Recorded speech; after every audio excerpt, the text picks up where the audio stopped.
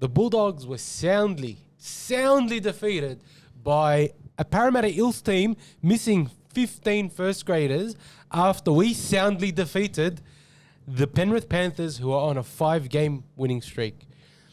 The Roosters came back at from halftime to beat the Knights, and so many decisions, so many results came that are just really shocking. And this competition this year is the hardest to tip, and what we are going to do is preview all of that and rant a little bit about the Bulldogs. And with me is my co-host Owen. 7. Owen 7. Yep. Dibbo. And counting. And Zaatar.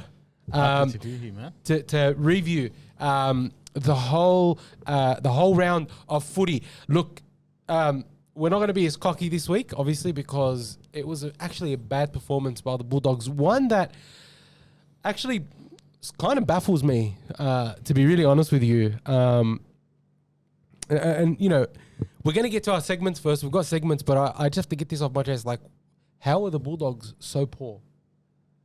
Like, how do you go? Like, are they bipolar? Like, that's genuinely my question. I don't know. They didn't come out to play at all. They might as well have just stayed in the sheds this week, in my opinion. There's just no effort, no energy. We were just watching the post-match presser before. Me and Zaatar, I don't know if you were watching over our shoulders, but Cam Serraldo put it, I think, better than what of anyone heard so far, that when the Bulldogs play their best, they can beat anyone. But their worst, they lose to the teams that get tailed up by Gold Coast by 50 points. He goes, there's such a big gulf between our best and our worst, and we got to work on our consistency. So that's how Cam put it, and I tend to agree. The thing is consistency. I mean, you can rock up one week and give your best, and rock up the next week and give atrocious is very concerning. That was atrocious. That was atrocious, but it's also his job to make sure they're up. Of course. And to make the right decisions. And yeah. I don't like, you have like, He's whatever. put up his hand now, not like some other coach we know that he's blamed a player that was let go 2 years ago. He's blamed the neighbour's cat. Like, he's blamed everything but himself and his son. So the group chats were going off during the game, right? Oh, bro. And all I said to myself, I said in the group chat, so there's receipts over there. Yep. No, I was like, thankfully we didn't get Shane Flannagan. Like, I'm happy with Serraldo. Even if it means we're inconsistent, we perform 1 week and we lose the next week, I'll take him over Shane Flannagan. I'll tell you that much. Oh, mate, I'll tell you what. I beg to differ. Some fans were saying otherwise. They'd rather take Shane Flannagan. No, they wouldn't. I'll show you the comments. That's Doggies because fans. That's just the emotion. Oh, that was dying from. I'm like, no, he's wouldn't. Oh, Anyway, man. let's get to the first segment of the night, the Barrier of the Week. If you guys don't know, the Barrier of the Week is a segment where we talk about the stupidest, worst plays or decisions by either referees, players, or admins. But before we do any of that, if I can just get you guys to click on the subscribe button if you haven't subscribed to us. Just to support us if you do like our content. If you hate our content, subscribe anyway so you can flame us because we like your comments and we like your engagement. Zaatar, Barrier of the Week. Barrier of the Week. It's actually I can't speak English anymore. I'm just so heartbroken from Were you today. ever able to speak English? Second language, believe it or not. But it goes to a Thursday night game. Omale's Oloakatu. Olakwatu, I yeah. can't pronounce his name. His challenge when Ruben Garrick steamed through the line and stopped into the defensive line, and then he throws a pass, and it got called a penalty. And I'm not sure what they were thinking, but they decided to challenge it. It was the clearest obstruction. Like, there was no two thoughts about it. Like, it was clear as day. Like, we were watching on the TV and like, oh, that's an obstruction. And then the penalty gets blown. And then they challenged it. So my Barrier of the Week goes to him. Some dumb captain's challenges, man. Honestly, they should be There was a couple this week. My Barry was Souths versus Dragons. There was a few calls there. So one was a hip drop sin bin, the other was a hip drop but stays on. the inconsistency, yeah. And then also there was the Gula tackle as he kicked it, and it got called a penalty on the report, but the same thing happened the other way. Same similar instances. The Dragons would kick it, and then the South players would get him just as he kicks it. And there was no call, like, it was inconsistencies, like, bro, either call them all penalties or none penalties and move on. Like, how's one a sin bin for the hip drop and the other isn't, like was Gula's one worse or, like, be consistent. They weren't far apart in terms of the hip chops. They were pretty similar if you think about it in terms of severity. They both should have been either sin bin Or not. or no sin bin. And the same thing with the kick as the player tackled. Personally, I thought none of them should have been. I don't think Gula should have got penalised. I thought the South Suns were fine as well. So The C word's banned. Can't say it to refs. C word inconsistent. yeah. Anyways, so that was my barrier of the week. The ref just picking it bro, it's the same instances. Either sin bin or don't sin bin. My barrier of the week is actually going to go to Mitchell Moses for his captain's challenge on the 10th minute. Oh, yeah. When Tracy stepped on the line and then caught the ball, and he actually challenged that. He wasn't in a position to see it. He just assumed that he would win the challenge. But that was just a stupid challenge because they were without a challenge for 70 minutes. That was 10 minutes in. Did it go up on the big screen at the game?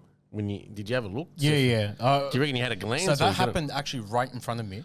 And as Tracy, you can see the ball floating towards the sideline. I was like, oh, Tracy, please put your foot out and catch it. And he'd done just that. And then they challenged it, and I was like, can I add? Thank you. Yeah, can I add something like that?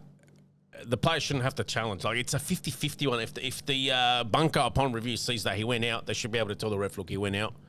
He shouldn't have had to review that. I actually don't agree with that.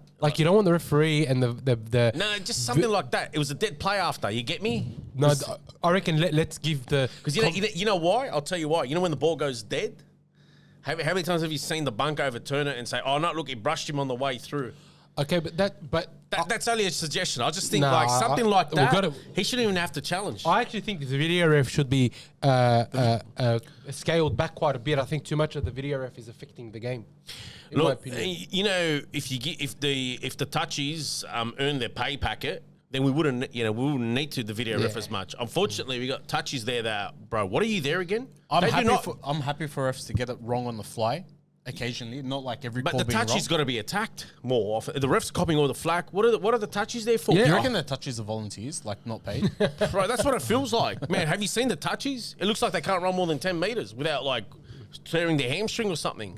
The eyes also look like they're painted on. They are painted on, bro. They are. They are horrendous. They don't even know what a forward Might pass as well is. wear sleeping masks when they're out there. Bro. All right, next segment we got defensive player of the week or play or team or whatever. Zaatar? I've got in the losing side, Fletcher Hunt. I know they didn't come out of the sheds in the second half, but that I think it was one of either the last play in the first half where Mark went over the right right try line, but Fletcher Hunt to get underneath the ball, and he didn't get underneath the ball at the end of it. He grounded, but he got enough force to force him over the sideline, and he had a blinder of a first half, absolute blinder of the first half. So I take back everything I argued with you last week about, because he was glazing Fletcher Hunt last week. Yeah, bloody oath. I agree. How many times have I said Dragons should sign Fletcher Hunt? I didn't see it, but 21-year-old performance that. His chuck 40 minutes were fantastic. Chuck him at fullback. I'm expert. Chuck him at fullback or chuck him in the centre. So look at him. We're even chuck him on the wing. Really well in the centre. Bro, I'll take him over Drinkwater any day. Your defensive player of the week? I'll take the Gold Coast Dolphins that second half. I know they end up going down, but before the bye, they got 50+ put on them by a struggling Manly. Penrith came out and were blowing them away by half time. And then, wow, the Dolphins, man, they turned it on Penrith managed to get a try late. And then Dolphins, I feel like they should have made that drop kick. So I don't know how that drop kick missed by Katoa. But obviously went down to a late drop goal, in atrocious, it felt like it was raining out there. You see how, you see all the players. It was so muggy. Did you see the ice that the players were putting the ice on their head because it was so hot? You did, all the perspiration coming off the players. Yeah, it felt like they were playing in rain and that. But for the Dolphins to turn around and literally almost not consider trying a whole half of football against Penrith, who can really rack up the points, I thought, man, they've turned a corner in the space of one half. That will be heartening for them. I thought the Panthers were pretty poor, to be honest. I honestly didn't think that the Panthers were that good. I think you have to credit the Dolphins. No, I am. I'm not going to take away from the Dolphins' second half performance, but I thought overall the Panthers have fallen off a cliff the last couple of weeks. In terms of thanks to Bulldogs. Yeah, I know, but we'll get to the shitty Dogs anyway. But Thomas Jenkins, 16 tries, bro. Yeah. Keep going, mate. Keep going. Could we get a 40-plus season try season? That would be insane, bro. I That hope would so, be man. record-breaking. Just keep him in kind of And he scores like his 40th one in the grand final or something like that. I reckon he shouldn't be let selected it be for a Origin regular. just so he can keep scoring tries Straight out. in regular season. I reckon games, Josh so had it's a, easier. I reckon Josh had a car. I mean, For Origin? yeah, bloody oath. Nah. Give him a bit of space. Yeah, look, you know what? He's an X-Factor type player. He's the top player the Dogs are missing, Yeah. to be Kicks the honest. ball over the top and he scores or puts it. My defensive play of the week, believe it or not, goes to a Broncos tackle. I don't actually remember who made the tackle. Tony Staggs. Was it Katoni Staggs? He Took him always- over the sideline. Yeah. Always makes tackles. It was a great With a tackle. torn ligament. With a torn ligament. Like, to be honest, really, the Broncos grew or gained a lot of respect after that performance because I thought the Tigers were really good. Like, they didn't play poorly, the Tigers. Like, last year, the Tigers would have lost by 26 points. This year, They still lost. look, they did, but you got to give it to the Broncos. They defended their absolute, like, their edges were so strong. They're missing quite a few key players and some were playing injured. And The Haas Tigers and lost. Haas was injured. That honestly felt like they lost by 30 points. Nah. Man, They lost- Katoni was playing injured. Haas was Gonskis. Like, you know, Jesse Arthurs had to come off. you know, like it feels like it's a 30-point loss. Did he have to come off or did he get hooked? No, He was playing injured. You know, he's out for 8 weeks now. Really? Yeah. They all suffered He bad. did it early in the second half as well, and he kept pushing. Like through. Payne Haas is probably the one with the least injury, and you saw injured. He's the only one that he's been given between 4 to 8 weeks. The rest are 6 to 8 weeks plus. Yeah, big injury tolls. But there's some there've been some really good defensive plays this week. Attacking play. Attacking play, I'm going to give it to a Dolphins player, Herbie Farnworth. In my eyes and everyone's eyes, What a wahash. everyone should agree. Best Hell centre no, man. in the Yeah. game. This guy looks No. at Well, who fan- do you reckon is the best This center? guy in the looks game? at Supercoach and fantasy and then judges Nah, on it. Herbie Farnworth, 2 strips and made sure. Bro, his strips are so sick. Like, Like- I was like, bro, how is this guy like, getting away with stealing them? candy from a But baby. look, for me, Latrell, I know somebody was a turnstile, but bro, guy just picks Somebody. up. Yeah, well, you know, Valentine Holmes was a turnstile down there. We'll just name him. Screw it. Right? Why wouldn't you name him? Oh, yeah, he should be named. You're right. He was garbage. He didn't even make bro. What the hell was that? He didn't even attempt to tackle, bro. That was disgraceful. Like, he saw Mitchell coming at him, and he's like, Nah, I'm not having any You of know, this. like a borderline kind of like don't want to go on attacks against players because borderline, and I'm not even getting personal. I'm just talking about how they play, but I feel like, man, it's the pylons like really bad. Yeah. And then you start feeling about the players well, and then you think, man, you're in the professional game. What else do you expect? Like, I if think, you- I think most people understand that we're not crapping on the player. no, I'm not. I'm not actually having personal goes at their character and all that. It's all footy related. yeah, well, You know? he couldn't defend. It was a turnstile. Like, what do you Like want to do? he'll put up his hand. 13 missed tackles. Yeah. 13 missed tackles. Anyway, we're gonna get to that Dragons game because I was watching that game thinking, do they know they've lost 6 in a row? Like, honestly, I was watching that game. I was like, do they know that they're actually like 6-0 for the season? Well, They've lost everything 10 goes in a row. wrong for that team. I'm telling you, there's Like, a little theory. in the warm up. Really? Throw in the game. Little in the warm up, like far. What out. was your attacking play of the week? Was it Valentine Holmes? Sorry, No, Latrell. Latrell was my attacking player. He just he seized the opportunity. Full He just picked tries, it up, yeah. and man, the one he took from dummy up and said, "Okay, I'm just plonking 15 meters ahead and dragging players over me." Good on him. Look, there was a couple for me that that stood out, but I'm gonna go to the Bulldogs game, right? The only reason I'm gonna go to the Bulldogs game is I want to give a shout out to Ronald Volkman. So he scored a great try today against the Bulldogs. There was a good try in that game, and hopefully you touch on it.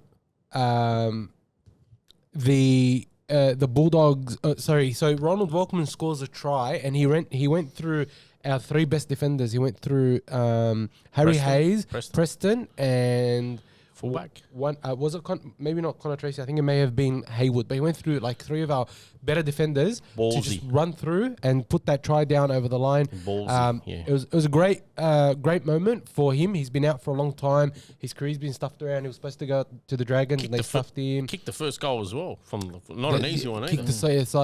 So I want to give that shout out to Ronald Workman. Very well deserved, and I thought he had a wonderful game. He was Yeah. everywhere. Oh yeah. I actually think he was. Look, one game isn't a season, but I thought maybe he combines a little bit better with Moses than Pezzett. But anyway, we'll get into that. Seems like that. I mean, you know what? Even if they bench Pezzett or don't play him, it's not exactly a loss. He's only Yeah. there for a year. Yeah, anyway. yeah, right, 100%. Like seriously, they're already 7 rounds in. So yeah. Play Volkman I think so. if they're going to keep winning. Now, just quickly before we get into the reviews, we're going to go over our tips for the week. Why do this to us? Oh, mate. Honestly, what did I get? 1 out of 8 or 2 out of 8? The Dogs let me down. The Dragons didn't let me down. Yes. So we all tipped the Cowboys. 0. We all tipped the Storm. Zaatar and I tipped the Panthers. Yep. We all tipped the Warriors. Right, so I'm on 2. Keep count of 8. The Zaatar and I tipped the Dragons. You tipped the Rabbitohs. I'm back on 2. So 2 each. I tipped the Tigers. You tipped the Tigers. Zaatar tipped the Broncos. You know, yeah. So you're 3 from whatever, and then I tipped the Knights, and you guys tipped the Roosters. Yeah. So what did we end up getting? And then we all tipped the Dogs. I got 1, 2, 3. Yeah, I got 2. 4. No, you got 4, didn't you? No. No, I got 4. But you know what's funny? 3 of those games, they either went by 1 or 2 points. You get me? It's true, and they first We all half, could have been second an half. extra 3 points or something. Yeah, that you know. Far out. Look, That was a ballsy tip by. Why'd you go the Knights? bro. That was a good tip till half time. What did they do in that second half? We'll talk about it after. But The Knights stayed in the far sheds. out, that pissed me off. Like there was a game of 2 halves. it's the story of the season for Like every you know, honestly, team. no, but fair income. Like Roosters didn't even do much in that second half to really get the ascendancy. Like what were the Knights doing?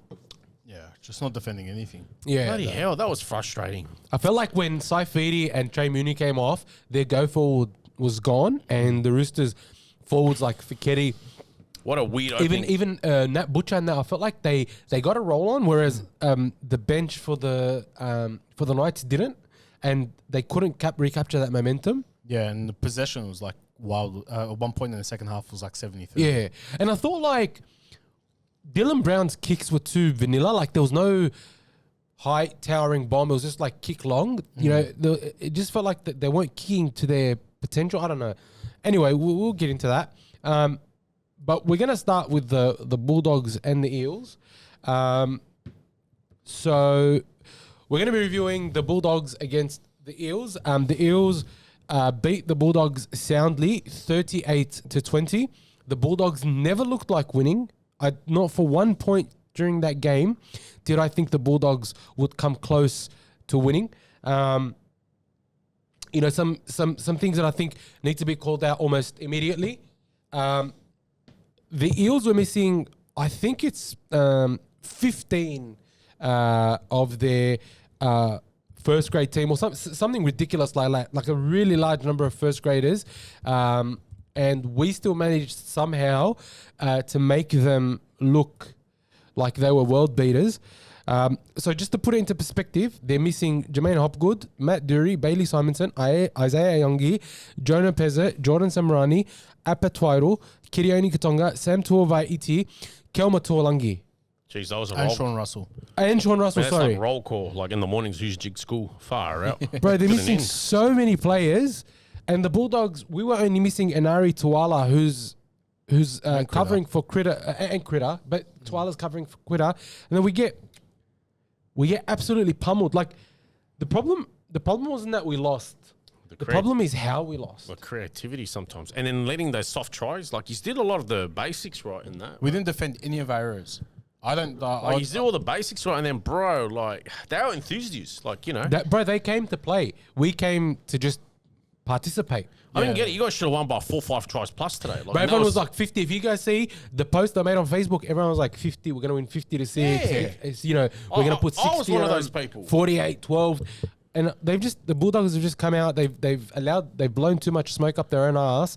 And they They just came out expecting to collect 2 points. yes, and yes, on the money. Yeah. And, like, tell me why. They were blowing smoke up their own Mate, from arse. that first tackle, we kicked off first. That first, the first run for it must have been Paulo or But someone in that team. yeah. We let them run 10 meters before we tackled. Very different to when Penrith, when we kicked off to Penrith and we hammered them buried them in their 10 and they couldn't get past the 30 in their It's first always set. so hard This getting set- motivated. Remember I said it last year? But how is it hard to get motivated, dude? It's round frustrating. 7. Do you remember last year when I didn't tip the Dogs in a game and you were blowing up against me and I said because you guys just It's hard. You play a hard team, you get up for it, right? Yeah. And he's did that last week, and he's won emphatically. And then this week, it's so hard. You're playing a lowly team that's missing about a dozen players. You get me? Like, you're coming in. It's in the back of your mind. It's like you've already won. Yeah, but you have. But Like, don't you think it's like a holiday? No, but the It Bulldogs is haven't so earned. bad. No, but the Bulldogs haven't earned that.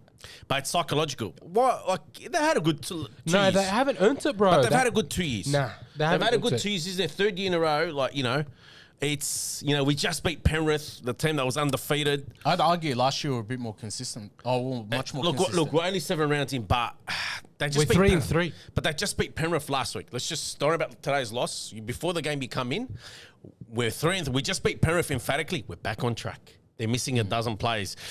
I guarantee you, some players are probably thinking, "Oh, how many tries am I going to get today, or how much are we going to win by?" They put Don't think it themselves doesn't in go their through their Supercoach head. teams. It's psychological. It is so hard. Yeah, all right, but I don't want to give them those excuses because they don't deserve And it. they shouldn't have that excuse. They're a professional outfit. But to say it doesn't have an effect, it does. I'm not saying it seen doesn't how have- it always seems? A lot of times it happens. And that's what separates the really good teams from like the good teams and then the mediocre teams. Like consistency and getting up for it. Bro, they were khara. Of course, They were khara. They Like, were there's so not in I it. don't want to sit there like you can look at the stats. That's what I mean. They were Bro, so not in we it. were so shit. Like, you guys nailed it off the first hit up. There was no energy. Yeah, And we didn't play direct either. It's like they've come in and think things are going to fall in place because of last week's win, and we're playing lowly Parramatta, missing a dozen players. Big difference from last week as well. We played a lot through the middle last week before we pushed out wide. He didn't even play with near as much intensity.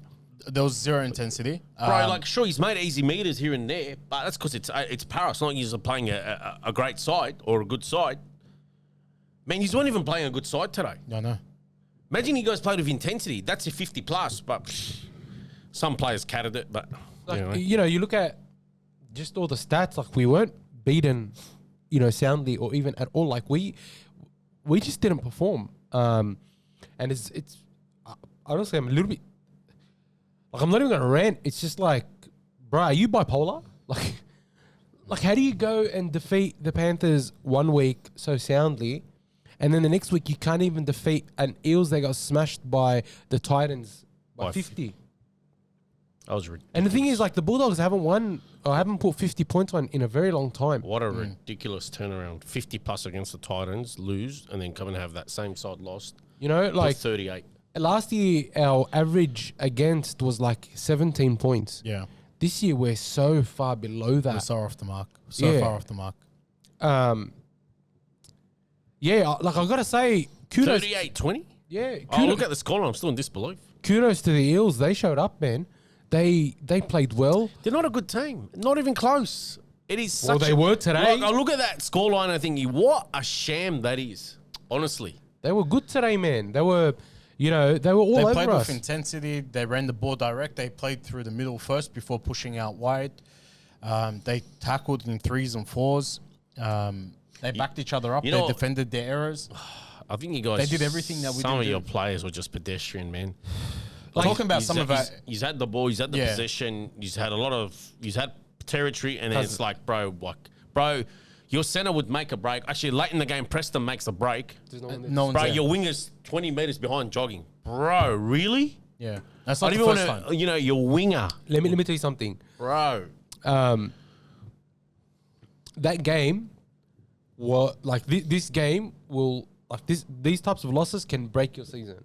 Like they can absolutely shatter your season. Certain players can break your season as well. And the thing is, they lost Riley Smith halfway through. It's not like they were injury free or whatever. It was just, it just doesn't make any sense to me. And then like, you got to talk about Seraldo's decisions. Like last time when we lost to the Knights or whatever, we ranted. We lost to the Rabbitohs, we ranted. Fair enough. But this week he throws Curran at centre, while Jonathan Su'a was on the wing. Was on the bench. And when asked in the post-match conference, why he threw Curran at centre, it was because apparently Curran played centre at the Warriors. Do you want to know who else played centre at the Warriors? Montoya. Montoya. And he played it with distinction. I know he doesn't. He can't do anything with distinction. But Montoya also played centre at the Warriors. Yeah, Habib Albi, couldn't you have put Montoya at centre and Sua on his wing? Or moved Kiraz across to Montoya's wing and put Sua on the other side alongside Sherry? Were the group chats lit with Montoya's name? Bro, honestly, that centre wing combo has to be one of the worst centre wing combos I've ever seen. You know, like We made Brian Kelly look like a first grader. I actually feel your pain. I could cop. You don't understand how much how much empathy I have with you guys at the moment. Like, because honestly, You know when you say that makes it worse. No, That honestly, makes me feel like, worse, I don't cuz. feel like I'm sitting here thinking, bro, like I'm just sitting here. I don't want to feel the mourn for emotion Dragon and like, supporter, man. I'm like, oh, bro, these poor Honestly, I guys. know- I could cop. Curran coming into the team. What I can't cop is 5 errors. Like Bro. dropping the ball. There's only one error that I Bro, that excuse was is a- when you got a hospital Bro, pass are and you got serious? crunched, right? Bro, put him in center, bro. That was such a Flannagan move. Bro, he's got No, all no, this no, other no. talent he can use, but let's use one of my It's my not that. teacher's pets. No, he'll it's not fix that the for me. problem. It's not that for me. It's the fact that if your coach, like whatever, But he's not at made- center. Wait a second. He plays him in center, but on top of playing him in center, he can't even catch a ball. He was dropping everything. You want to laugh? And two of them led straight to tries. Yeah, You know, that was even worse from our team not being able to defend those. No, errors. you know what's funny? I don't know if you observed old habits die hard. Sometimes he ended up in the middle in defense. Bro, go back to your fringe. Go watch the game again. Sometimes he'd end up 4 or 5 players in, and then it's like either he'd remember or someone like Hayward or someone would tell him, bro, go defend back in your position. Go watch it again. You'll see how many times don't he think kept I'd ever watch going this up the game middle. again. That was I don't think tough watch, I don't bro. think Serrado will be doing that again. That's a tough I watch. definitely I don't put it past him. Like, No, after, would. I don't I think don't- so. he wouldn't do it. Honestly, No, they would realize no, he was no. ending up in the middle in defense. Old I habits think- die hard. I think the 5 errors is like a No, breaking but the point. But- where he was ending up in defense. what in the about middle. Montoya? How does Montoya keep getting picked in the team? Like, I understand that Serraldo has a style of player that he likes. But I felt like Jonathan Sua, for 15 minutes or whatever that he played, showed more potential and capability than Montoya did. Man, Montoya, Oh. bro, I've never seen a slower winger in my life. Because what is going on? bro, I gotta Why admit, is he... Bro, why is he always being picked? Why are we not giving any youngsters? Well, Jethro's back. like I saw Soy obviously came on, you know, in that second half. And he ran hard. Yeah, he did, and he scored at the end. And I thought, man, like if you had him in your 19, wouldn't it have just been easy to put Saw on the wing and then maybe ask Kiraz to go in the centres? Hello, Kiraz is injured. you know, and then get someone else on the other Like, wing. you could have even had Preston at centre and not have He Curran ended there. up getting injured in the end, but he's there. He plays centre and he kills it. Do you remember Kiraz centre last year before? All of a sudden, the guy's hasn't been getting a looking on the wing. You know, and if he was finally having a busy game on the wing, then gets injured. Like, the thing that is becoming really evident is last year, our best and our worst, the gap was sort of small. Yeah. That's what Serraldo was alluding to in the Right. post-match presser today. Oh, okay. Is that It's what a- it was? yeah, that's Yeah. what I started off with. Yeah. Serraldo said it best. The gap is huge now. Yeah. Our You know, gap is we got to way go back too to big. being consistent. That's why I said he said it best.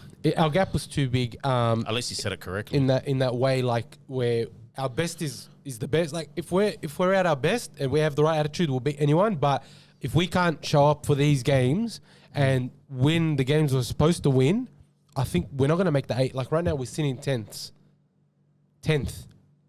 Right? Next week, we've got a tough assignment against the Broncos up in Suncorp. I don't care how many players they've got injured. Far out. I don't care how many players they've You're got on the out. money. They just lost more players that went away from home against the informed team in the comp. Like that's We won't get up for it because they've got all the injuries. I'm telling that's you, a we'll tough get game. Though. We'll we'll definitely get get up pumped. for it. I'm telling you, we'll get pumped. I'll get up for it.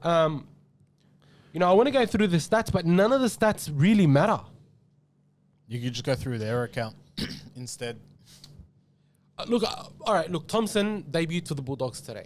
What did you guys think of Thompson's performance? He was better than some of your forwards. I don't care what anyone says. The guy hasn't played in 8 months. Yeah. He put Kiraz to shame. What was Kiraz doing out there again? Someone remind me? Kira's not a forward. I mean, not Kiraz, sorry, Kickout. My apologies. What was Kickout doing out there again? I don't know. Was Kickout the one that had an 8-month layoff, or was it Thompson? 'Cause No, it was it definitely- seemed like it was the other way around. It was definitely Thompson. There was, you know what, really, one stage, look, Thompson didn't have a great game, didn't have a stellar game, right? But he was out there, you know, and his first game back, You didn't expect him to have a great game. But there was one telling moment in that second half. So Moses gets the ball, and he's got all the time in the world in that. And then he says, "Oh, you know what? I can see space and time on the right." So he goes around the right, and he eventually gets the kick away. But Leo Thompson came out of line, chased him, got a hand to him, almost got him, but then fell off. But where were the rest of your forwards? They were just standing there like zombies. Honestly, Statue of Liberty, that whole left side of the Canterbury defence, all statues of Liberty, no one moved. Yeah. Thompson came out in his more middle field to try to get him, and he made him go right and back a bit.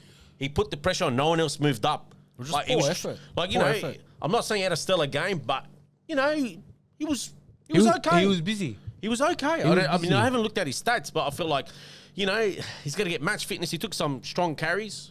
The only forward that we had that ran over 100 metres was Jacob Preston, and he was off for 15 minutes with a HIA. He ran for 126 metres. Kikau, 42 metres. Thompson ran for 73 metres. Kikau, 42 metres. Yeah. And I was telling you, he carried it again. That's 3 and 4 weeks. Man, honestly, do you start putting him on the bench? I've said it, man. Do you start putting and promoting Tupanua? Oh. Tupanua came on, he was willing. How many minutes did Tupanua get? I feel like he came on. How much? He was 70. He came in while we had no momentum. Tupanua played 46 minutes and ran for 70 metres. Yeah, that's what I mean. It's like, give Tupanua the 70 minutes rather than the 46. Maybe a kick out. Yeah, he go on the bench. It's a wake-up call.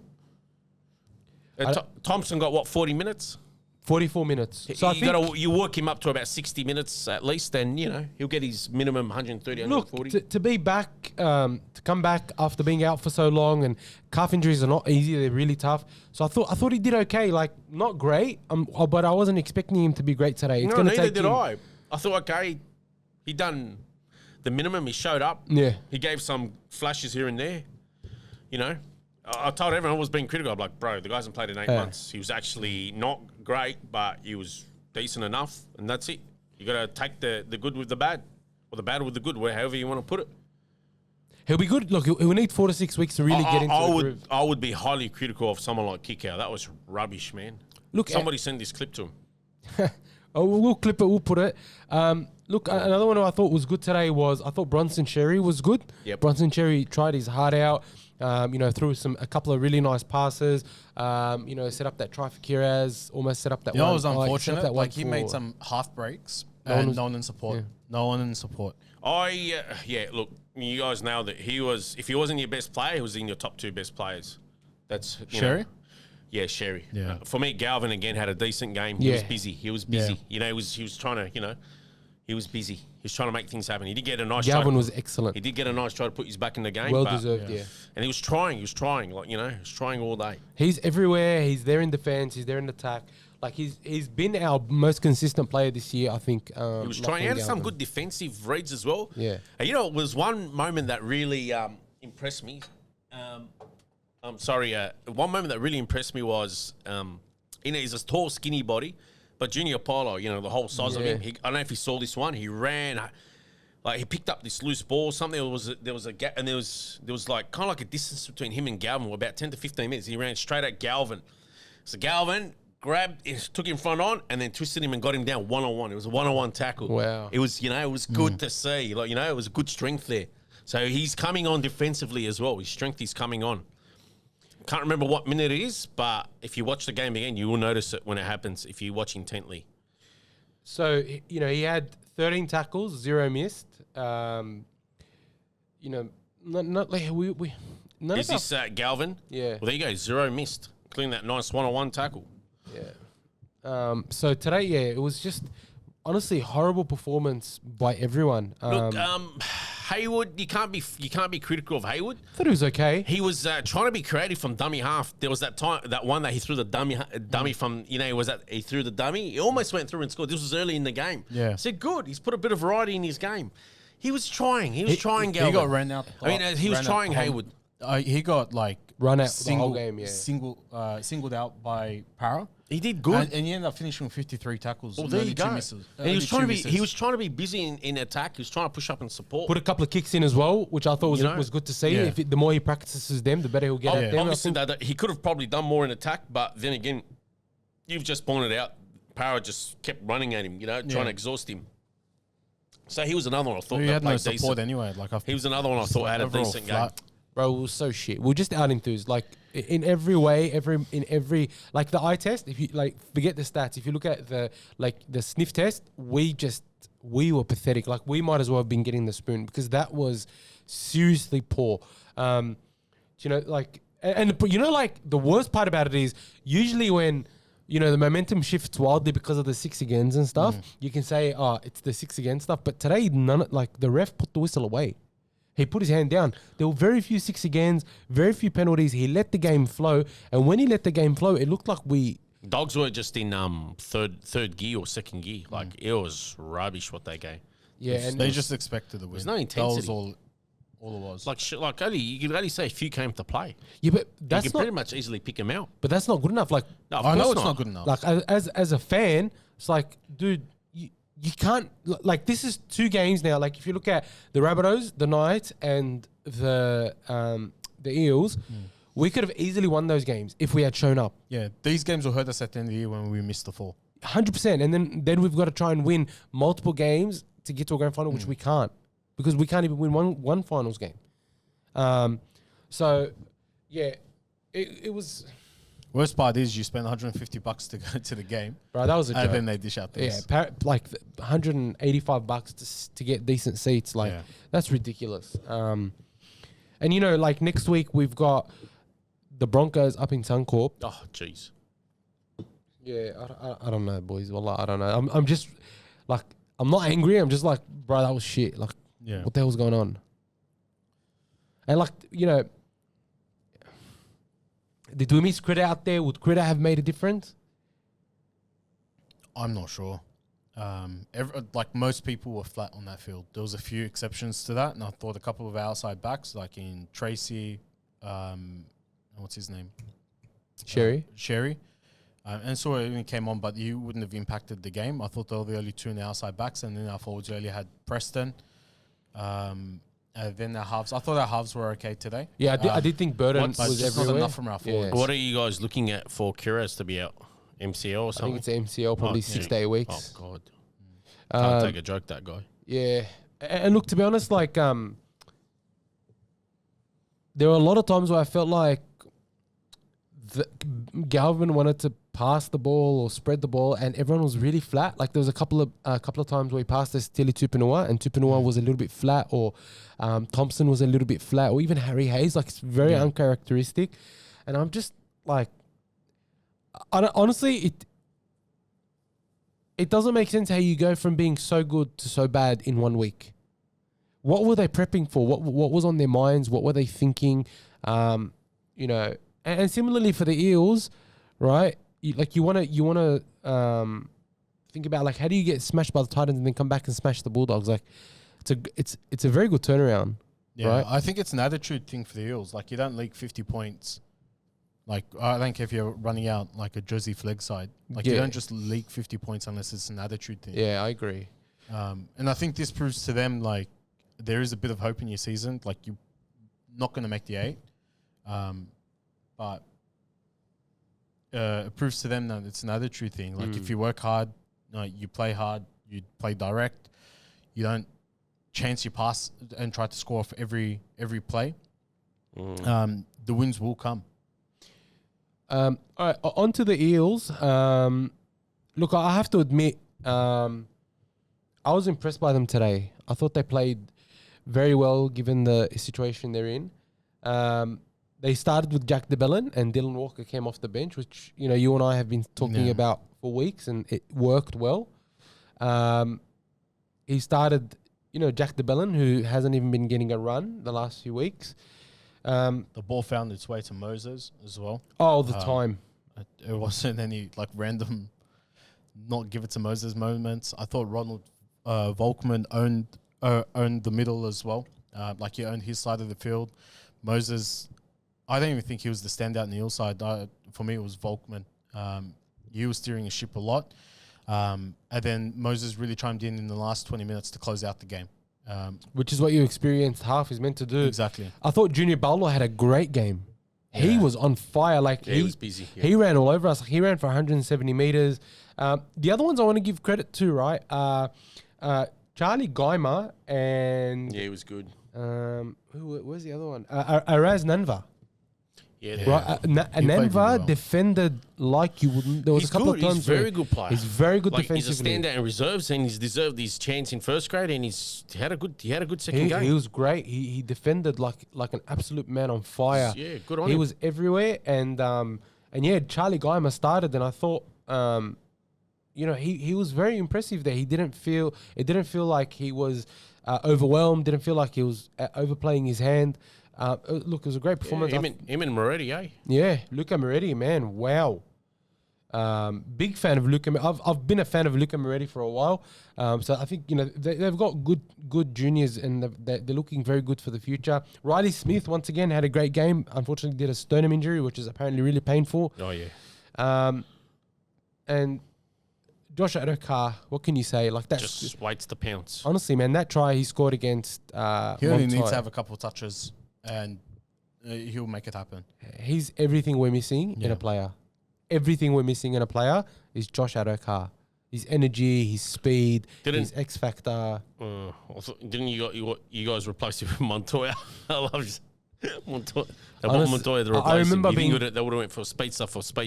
Bruh, I was so upset when we signed Montoya. Honestly, I was like, why would we re-sign Oh, that came him? out of the blue. And you Yeah. know what's funny? Everyone's like, bro, why did we just sign Montoya? Everyone was confused with the signing. They didn't understand at all. That was a We have weird juniors signing. coming through that have just been. Yeah, that was a weird signing. Like, does him or his wife have a connection to the club? Like, somebody. He's a Dogs Junior. No, besides that, do they have someone related to someone on the board or as a sponsor? When he came through, There's I gotta be honestly assumed he was going Hey, to be listen, dead. there's got to be something there where there's smoke, where there's fire. Yeah, it's true. Like, do you remember my conspiracy chat last week? Yeah. Was all right Yeah, you were. with the further evidence that came out this week.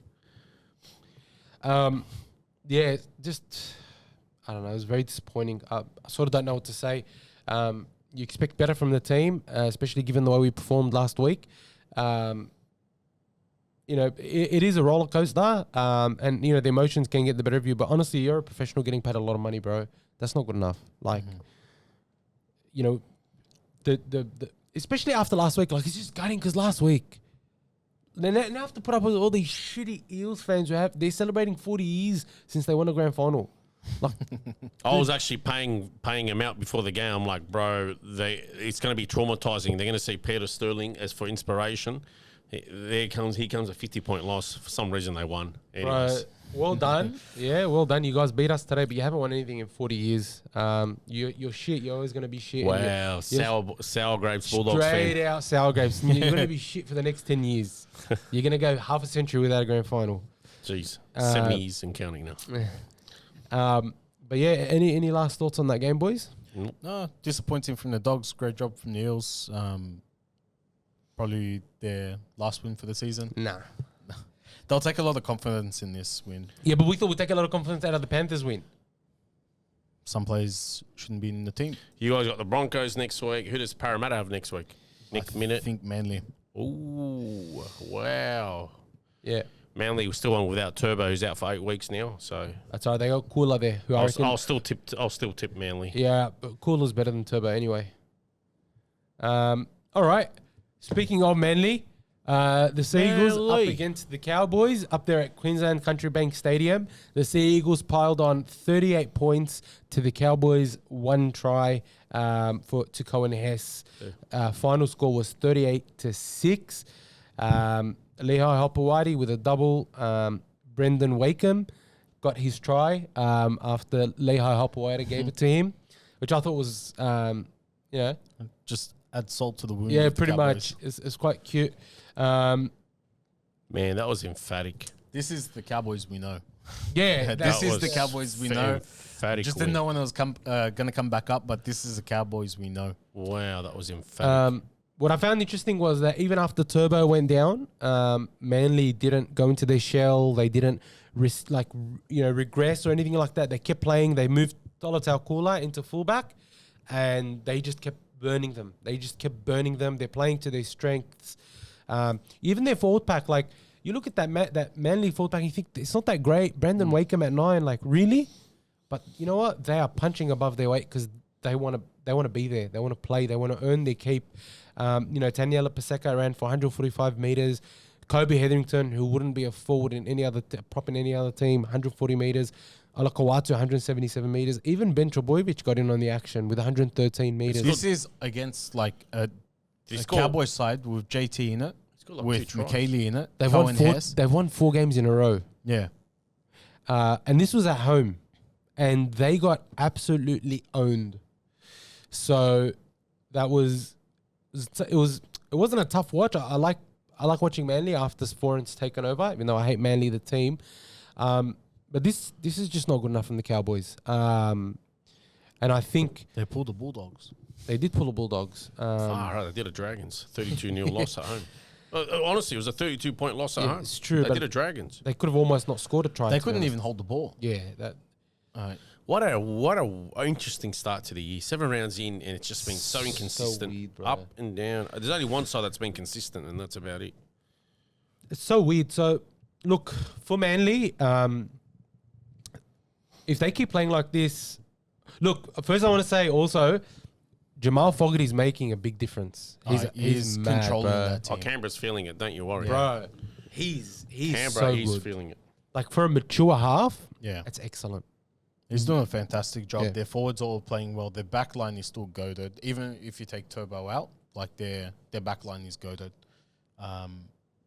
They're playing direct. They're pushing passes only when it works for them. Like they're not just trying to score from inside their try line, like just pushing out passes wide to Jason Saab, trying to get him to break away or anything like that. They're playing direct through the middle first, and then they're pushing their passes. Their backline's not just attacking; they're very, very strong defensively as well, which has surprised me. Yeah. Kula, we were talking about it on Friday night. He's a specimen. He's a specimen for the ages. He needs to be DNA tested. Kula, please renege on your Manly deal and come to the Dogs. I'll give you. Do you want a kidney? I'll give you a kidney. What do you want? An ear? I know. What do you want? Tell me. Come to the Dogs, because you are a freak of nature. And honestly, I know this sounds like a hot call, but I actually think Kula is a better fullback than Turbo. He's faster. He's not as injury prone. And honestly, I think if you give him time to mature, he will just not to take away from Tommy Turbo, but Kula's a freak. Kula is an absolute fucking freak. Yeah. Who else? I think. Look, I still don't know if I have them in my 8. Manly. Well, to put that in perspective, they versed no one. Yeah. Like nobody's over the last few weeks. And Cowboys have versed no one as well. True. Over the last few weeks. Like Melbourne's proven that they're a no one. They did beat Brisbane in a game they probably shouldn't have won, and there was a depleted Brisbane as well. Yeah, exactly. So, and then Brisbane turned around and beat the form side in West Oak. What a weird start to the year. Right. There's Like Melbourne's 2-5, for example. You know, like what a weird start. 2-5. Who would have said Melbourne's 2-5? Because like they've dealt with a lot, but they've dealt with a lot. Like you have Tua Kamakitha has a stroke a few weeks ago. You have we'll get to it. But that's it was a great performance. Look, I think Brandon Wakeham at 9 has been very serviceable. But then when Jake Simpkin, I know we sort of say, but I think honestly, I thought they've been really good, man. Can they unearth a decent hooker? Because I don't think those two are a decent hooker. Look, they're not like. If Jake Simpkin is their dominant hooker, fair income, they really got to go to market to try to get a hooker. Yeah, they don't have anyone coming through the brigade. Honestly, I'm not sure. I don't really care about Manly, so I wouldn't be able to tell you. I mean, none of us do, but like, really, like, is that if that's the best you can do with hooker, and you want to be Hey, man, they've won 3 on the trot. Yeah, but with Wakeham and Jake Simpkin. Look, all right, we get it. That's where they can strengthen the hooker. Yeah. And the props. I think they need a prop as well. Jake Trebojevic copped another head knock, but it passed his HIA. Yeah. That headgear needs to get bigger. He needs to wear a bubble on his head. That's what he needs to do, he needs bro. to get, there's all those memes going around. But yeah, that's the Manly Seagulls. Any standout performances for you boys from the Manly Seagulls? I thought Fogarty, like he controlled he had him on the string. Like, wow. Garrick was good. For some reason, Ben Trebojevic was holding it for the Trebojeviches. And Paseka as well. Oh, Paseka, bro. Yeah. Played really well. Alakawatu was like a terror out there again, you know. Well, I mean, besides that challenge. What a dilemma like New South Wales have. Like, we're so gifted in the second row stocks. And we lose. But somehow I wouldn't mind him Somehow playing Laurie left back Daly row. shuns them all and chooses, Jake Trbojevic at 12. yeah. You know, I wouldn't mind Hamale left back row and Jacob Preston right back row. Emre Gula prop him and Blake Laurie. Like we'll do Laurie our Daly origin special. predictions, but like I don't want Hudson Young in that jersey. No, a Laurie Daly special. And we've got heaps of Origin stuff coming up very, very soon. We've got big plans for Origin. We're going to do your heads in with Origin. Origin is a big time of the year for us. So we've got a lot of Origin content coming through. Be sure to subscribe if you don't want to miss it. Click the bell icon so you can get notified of when all our stuff comes up. Now, the Cowboys. Where do you start? Like there were so many. Yeah, the Cows were atrocious. So they only completed at 58%, which Yeah. automatically you're not going to win. No matter what, you're not going to win. Even in the first half it was worse. In the first half, Tom Chester I think dropped the ball 3 times. Scott Drinkwater must have been like already negotiating like before the game with Shane Flannagan or something on the phone to him. Then completely forgot to run out for the game because you know what's funny? it was all over the place. You know what's funny? Manly reduced his value by a couple of $100,000. I think so. Yeah. But then the Dragons will still pay extra $100,000 on top. Well, I actually They think won't realise. I actually think he's close to turning the Dragons down. I hope he does. Honestly, I think he's very close to turning them down because He should go to Perth. look, I'm with you, bro. He should go to Perth. I think Perth will be a much better option for him. I know he may want to come back to Sydney because he's from here, but look, I don't know why the opportunity to get Dragons a big paycheck. I don't right? I don't know why the Dragons need to pay $1 million. Go get someone that's 19, 20 for about half the price. you guys have Terrell Sloan. He's getting older. I think he can make a very Of good course, fullback. I agree. And if you're not, go to market for someone like Fletcher Sharp or Fletcher Hunt. Anyway, before we get into the Dragons talk, there's going to be a lot of Dragons talk. I hope not. Where did it all fall apart? Do you think was it just their discipline and attitude, or You hit the nail on the head. Who the Cowboys? You hit the nail on the head. They haven't exactly played peak sides. You know, even Brisbane's missing a lot of players. It was it created the sham. You know, where they think they were at, but then they got exposed where they're actually not at. That's what it was. They really. Who did they beat? St George. Brisbane missing a ton of players. Who else? Brisbane were actually missing more players last week than they did this week. Who else? Who was there 4 in a row? Melbourne. Oh, Melbourne, Melbourne threw that away. You know, that created a sham. You know, they had well, Melbourne have been exceptionally poor anyway. So they won 4 in a row where maybe they should have only won 1 or 2 of those games. Yeah. You know, What's done is done, right? Like they it won made those them games. think. It made them think they were actually better than they are. Whereas Manly started off rotten, and knew they have all the work in the world, and their attitude has been phenomenal. Like each week they come in. Sure, they played St George 1 week, you know, but they've come to play. Sure, they played a poor Dolphins side, but they put 50 on them. But they're rocking up and they're coming to play. You know, they know they got to chase it. They're literally living in the moment. You know, minute by minute, hour by hour, day by day. Man, they're rocking up for each other. Yeah. Regardless on the strength of the opposition. You know, they will lose eventually, but they've turned it around. You can't ignore the facts. Yeah. They're posting wins against sides that were previously winning. Minus St George, of course, but yeah. For the Cowboys, for me, what epitomizes their performance was Braden Burns just getting to the line and not knowing what to do. that should have been Barry of the Week. I forgot about that one. But just not knowing what to do. I think he just thought he was going to steamroll Tolata Yeah, Akula. so not like instead of getting down low, putting a step on, or that actually was- trying to get over I the forgot line, he about just that. got Good taken out. shout. That I was- would have had that in my defensive play of the week, but Thrown out of the Braden sideline. Burns' brain explosion there Yeah, made was that that happen. bad. I was like, I can't have that. Was my defensive play of the week. Of course, yeah. But overall, like they came out and they were dropping the ball like every second set. I didn't know what their forwards were doing because they weren't running it straight. Every time their 4th and 5th tackle options were horrendous because they knocked it on. Epitomizes our season. That's the, came that's crashing the dogs down. falling apart. So if you guys didn't catch that, the Bulldogs emblem was just fell off. live I'm going on to keep it camera. down. I'm not going to put it back up. I'm going to keep it down. Live on camera. Gee whiz. There was just nothing happening for the Cowboys. Like they couldn't hold on to the ball, dropping the ball, missing tackles, missing basic assignments. Their effort errors were poor. They weren't trying to play direct. It was similar story like to the guys that were here at the start of the party when we were talking about the Dogs. Just weren't there. They weren't present. I felt like they expected a win when they haven't deserved or they haven't earned that right yet. And some of these, like Scott like to me, is like this is probably his worst performance in the last couple of years. He's had some bad performances Yeah, last yeah. year, and I don't think, to be honest, I know he was poor, but I can't blame it on him. No, of course, Like- of course. Even to single him out, I think is a little bit unfair. Not that you don't have the right to, but I just thought the whole team has gone back to being the Cowboys that we know, as you mentioned, From 4 weeks ago. from 4 or 5 weeks ago. And not just that, like, it really begs the question, is Peyton the right man to go forward with? Well, They still haven't resigned him. they haven't re-signed him, Yeah. and he's up this year. So they need to make a call on it. Like, how long do you keep it in limbo mode? Like, you either because it's going to hurt re-signings. Smart club. if you don't know who the coach is next year. No, I think it's weak if you can't I make agree. action.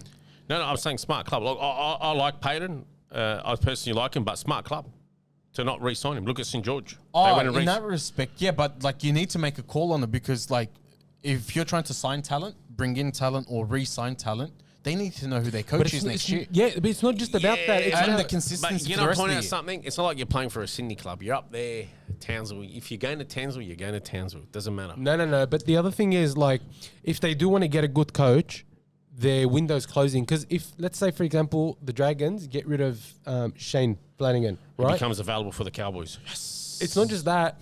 Right? Who are they going to replace him with for next year? Let's Todd say they want to Payton. go for a Brad Arthur, right? No. What's going to happen is there going to be a club swap where, for example, Peyton goes to the Dragons and Shane goes to I'll the take Cowboys. Payton, Yeah, but my point is, like, you make a decision now, you live with it, and then you move forward, make some decisions. If you're going to keep him, keep him. But this is like, all the signs are there that if they decide to keep him, it's going to like come crumbling down on them next I think year. they make a prob- decision they're- in the next couple of weeks. Yeah, so. they're probably waiting until about round 10, I reckon. Yeah. Roughly about there. I reckon they're working in the background already, and it just hasn't been leaked It's yet. not bad. What is he, 4-3? Yeah. Yeah. It's not bad. But Yeah, as he's we posted pointed 4 out, weeks. but as we pointed out, those weren't against any notable opposition other than Melbourne, who have been exceptionally poor. Credit to the Cowboys for not signing him yet. Credit. I agree with you. I agree with you, and Credit. I think They've given him, what, 4 years? 5 years? yeah. Already? I think this is his fourth. Yeah, this is his fault. 2022. But he should have been gone after. He should have been gone after last year with the roster that he's got. That's his 5th year. This year? Yeah. He's had 5 years. He's had a good run. Yeah, with the roster that he's got, really he should be. Look, They should be in the A every year. They should be in the They shouldn't four. be. It shouldn't be every they second don't year. exactly have a crash hot roster. I Come dis- on, I be fair disagree. income. Like, it's easy to get in the Queensland team. You only got like 3. It's literally 3 No, local but if you sides. look at their spine and you look at their forwards and their backs, they've got speed, they've got youth, they've got Of size. course, and he's built that roster up. That's what I'm saying. Like, He's getting there. He's missing a few forwards, I feel. nah, not good enough. I was such a bad performance by the Cowboys, and Horrendous. they've got the Sharks next Friday up there at home, so hopefully they can turn it around for their fans. All right. Next game was the Raiders up against the Storm. The Raiders at home win 26-22. And the Storm go 2-5. 5 losses in a row. Can we call them 0-5? We can't call them. Oh, it can't be. It's got to be 2-5. Yeah, but their streak 0-5. I I was hoping the Dragons would win. Like, They you haven't know. beaten anyone either. I was hoping they would win, so the Dragons can then not have the longest losing streak. We just put it on Melbourne after. Didn't happen, unfortunately. Yeah, Raiders came away with this one. Not a convincing win, No, in my they've still opinion, got from issues. the Raiders. My takeaway from this was that, in my opinion, both teams will miss the 8. Spoon bowl. Maybe not a spoon bowl. No, I'm hell joking, no. I'm joking. That's reserved for If the Dragons weren't so shit, I'd say yes, maybe. No, he's got loves being harsh. This game for me highlighted how important momentum is. Yeah. We watched this game together as well. When we were talking about it, like the momentum is so important. Like once you get momentum, it's impossible to lose it until you force, or like to win it back until you force an error, you force a penalty. And in that first half, after Corey Horsburgh scores a try, he might as well have put the purple jersey on because he gave him momentum back to him. And I thought, great tip, Storm are going to come away with it until the last. Well, was it? Is that a true Towards the end of the story game. that I read on the weekend? Remember when Horsburgh was crying and flipping? Cooper Clark? Was that actually Cooper Clark as a kid in the crowd? Yeah. Like, as a teenager.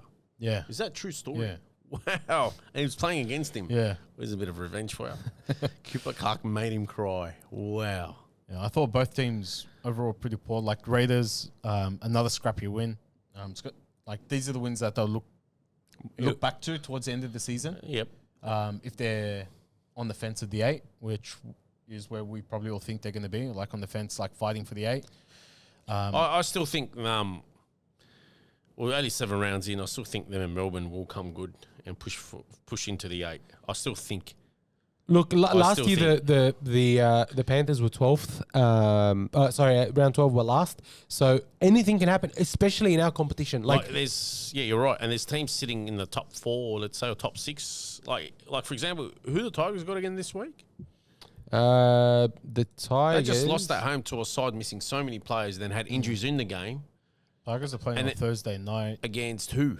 Hang on, I'll show. Against the Raiders. Mate, if the Raiders get up against the Tigers here and the Tigers lose again, then you start scratching your head. Is now the Tigers? Yeah, they're going to start falling apart. The thing is, I was going to say, you get me? Like Newcastle just lost a few. They still Newcastle still show you they got something, but they're losing and they're starting to slide. You get me? And the Tigers start doing the same thing. Then psychologically, it starts playing on the player's mind and confidence. And the other sides, it gives them confidence. See, the Storm. Everything about the Storm, like their defense, their completion, it's just very uncharacteristic. Like they only completed that 67%. Gee whiz. I reckon if they complete at 80%, they win. Yeah, that was part of the issue. Like the first 20 minutes, they couldn't hold on to the ball. Nor did Canberra. That first 20 minutes is probably the best 20 minutes they played of footy. Like they just punished them for every error. That every time Melbourne coughed up the ball, they were punished for it, whether it was in field position or whether it was converting points. Simi Sasagi's like being by far like one of the best centers in the comp this year, like easily top 3. He's been killing it every week. If he doesn't play, they don't win any of their games. He's put Sebastian Chris on the... Put him on the wing to play, Just accommodate him. Like, what a luxury to have. Yeah. He runs hard. He's got some nice footwork at the line as well. He passes nice and smooth, and he's a tough person to tackle. Like, he seems to tackle bust every week. He's been their go-to weapon this year. Yeah. I remember Matthew Timoko used to be like that. You give him the ball, and because he's so built short to the ground, stocky, fast, powerful, very powerful. I would love to have a Matthew Timoko in my team. Look, a couple of good things. I thought KO Weeks, even when they're losing, he's still playing out of his skin. As you mentioned, Simi Sasangi was great. Jed Stewart, I thought had a decent game, admittedly. Yeah, he had that error that... Yeah, he had the one error, or a couple of errors actually, but I thought he still made some good defensive decisions. It hasn't been bad. I thought their forwards actually played all right this game to keep them a fighting chance. No, I don't think anyone was like crash hot, but they all did their job, in my opinion, except like you even look at their stats, like Tarpon, they had to make up for losing Papili. Yeah. Papali'i. What? Papali'i. Papali'i.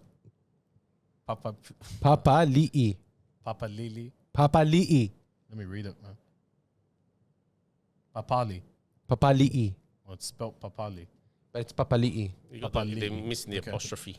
Okay. Well, that's sorry NRL. They used to say Papali, but then he came out and said it's Papali'i. Oh, okay.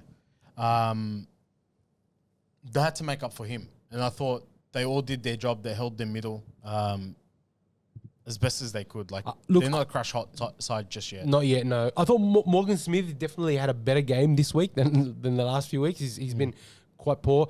Look, the other one, I still think like it maybe needs to get dropped again is Corey Horsburgh. Good old ginger pubes. He started off like really strong, but like his temperament is going to cost him games. It's so bad. That almost like it took him a while to get the momentum. It literally took half time to come. Yeah. For the Raiders to get back into the game because they almost lost it. Like at that 20-minute mark when he gave away the penalty with possession. Yeah, like it took them until half time before they got momentum back. They couldn't reclaim it in the last 20 minutes of that first half. But I tell you what though, Hudson Young is absolutely on fire. Bro, he was everywhere this game. He's like that every single start of the season. He comes out and then he becomes a flat track bully in State of Origin, and then for the rest of the year, his performances start. I think he petering plays out. better at club than he does at Origin. He's like a firecracker. He fizzes out after a while. He starts off on fire, and then he fizzes that's out. fair. In the context of this game, I thought he was Always. really good. Yeah. But I think he's facing 2 weeks. Yeah, that's right. Yeah, 2 weeks. Yeah. They'll definitely choose him in Origin. Which is a again. shame, but they do have good cover for him. They've got Zach Hosking that can come straight in. You got Noel Martin that will reclaim the full edge role. Yeah, that's right. He could do that too. So look, they have. It was a good win. Look, it was a win they needed to have, I think. Now it's 2 scrappy wins in a row. There's something there. They know they've got enough talent there to win games. I think they can just definitely need to do it week in, week out. They now. can build their season of these sort of scrappy wins, but they are coming up against a real side in the Tigers on Thursday night, and that's going to be a big test. If they get blown off the park, then they're. Yeah. It may not be their season this season. Any thoughts on any last thoughts on that one, Dibbo? On the Raiders? Yeah. Yeah, they're winning. I guess that's a start. That's You all I just could say. take it, right? They're getting there. They're getting on the right end of the scoreline now. So it's a start. All right, onto the Storm. 5 in a row hasn't happened to them for 14 years since 2012. Oh, nice. Which they did go on to win the grand final in. So, that Was that a salary cap year? was the year after. Okay. It was the year before. Sorry, 2 years before. 2 years after. They got done in 2010. Who? The But Storm. you said 2012. Yeah. So I'm saying 2 years before. Yeah. Yeah. So You're both saying the same Yeah, thing. Yeah. okay.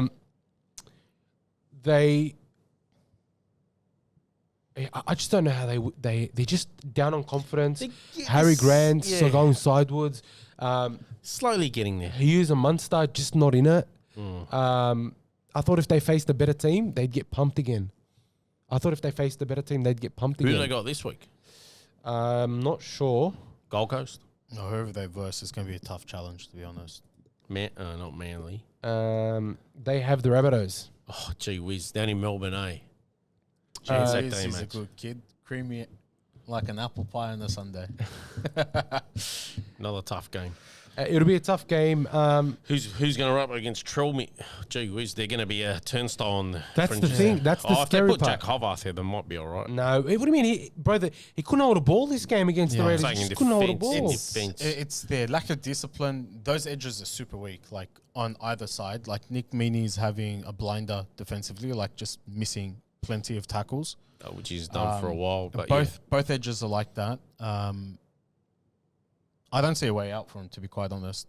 I think this is the path they have to go to blood some of these younger guys on the edges. I think they're a chance to beat. I think they can beat Souths.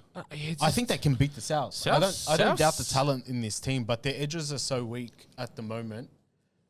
They've also lost a lot of talent, which is why I'm not as harsh. Like everyone's bashing the true. Storm, which I could get behind because It's the probably Storm. the biggest salary cap cheats in the past. But like they've lost a fair bit of players, like losing Eli Katoa, losing Papi. Nelson was like mutual, like they probably didn't want to play him anyway. Xavier Coates is Xavier injured. Coates. Sean Bloor was injured. Sean Bloor, literally, this is his return game, and you've also had Kamakitha that had a stroke just a few weeks ago, When's right? Tui back? They said he's recovered now. He's good. He's out of hospital. He's just waiting to get the go ahead from the doctor. So hopefully in the next month we can see him back. Hopefully. So that's 5 or 6. Missing a lot of class there. Yeah, no, I agree. And you can tell it's really showing up front. They're getting dominated in the forwards week in, week out. It was good to see Sean Bloor back. But I still don't get what they're doing with like Jack Hetherington, for example. He had one run for 4 meters in 15 minutes. Bloody You know, hell. Was that his first stint? Like, did he start? I know he didn't start, or maybe he did. I don't know. But then even Alec McDonald, 4 runs for 34 meters. Like you need more. You need Wasn't to he get, starting last year? I At think- one stage. at one stage he was. I think they had a couple of I injuries. think they maybe need to go back to starting him. But it's just one of those things. Like Him and Sean Bloor in that second row, and then Joe Chan and Cooper Clark can go back to the bench. honestly, I don't think it's a bad idea because I think Joe Chan and Cooper Clark can probably come on and provide a lot of extra, impact. Yeah, of course. But I just think that their spine is just not. It can't because the forwards are getting dominated. But I'm not seeing enough from their spine either. Like And they need more from Josh King. Josh King's not copping the flack he should be getting. I agree. Last year was fantastic, and the year before as well, and the year before that. But this year's been underwhelming so far anyway, because there was talk of Origin for him. No. Because last year everyone was saying they got the wrong king instead of Origin. No. That's where the talk came from. Look, I think you take Kamano's been great. He's tried every single I don't know game. about great. No, but as in context of the rest of the team, as a forward, he's always trying his He's hardest. been their better one. He has. He's been the better of their forwards, but like collectively as a group, they're not laying a Not at all. platform for Not at all. Hughes, Not at Grant. Like Grant, like I think you touched on it. Like he spent a lot of time going sideways as opposed to forward. Yeah. Even if there was like half opportunities there, he just seemed off his game.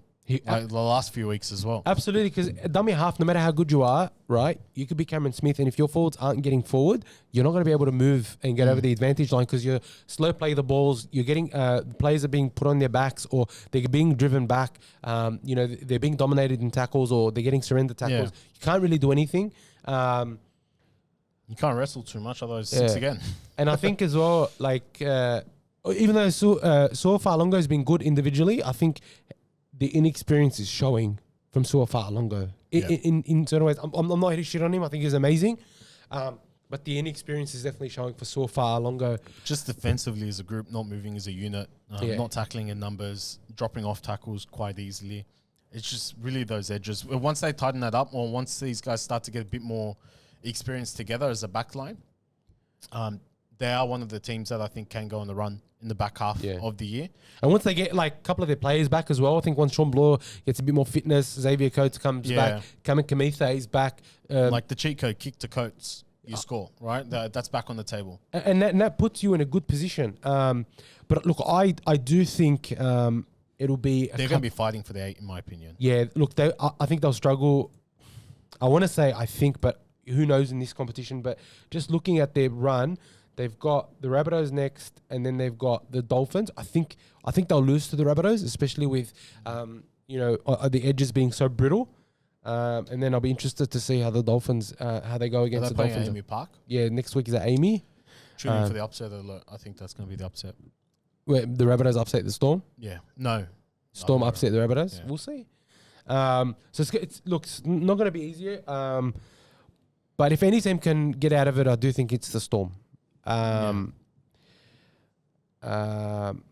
next we've got the Dolphins up against the Panthers. That was up there at TIO Stadium in Darwin. Panthers came away with that one 23-22 thanks to a golden point field goal by the Iceman Nathan Cleary. The Panthers were leading this one 18-0 at halftime. Dolphins got robbed. Why? Zago touched that ball. That led to the Nathan Cleary field goal. Come at me, Panthers fans. But he touched that ball with his left hand and it rolled forward, but he ended up picking it up and running. And it was 2 plays later, Cleary went for the field goal. Oh, that really good run he went on?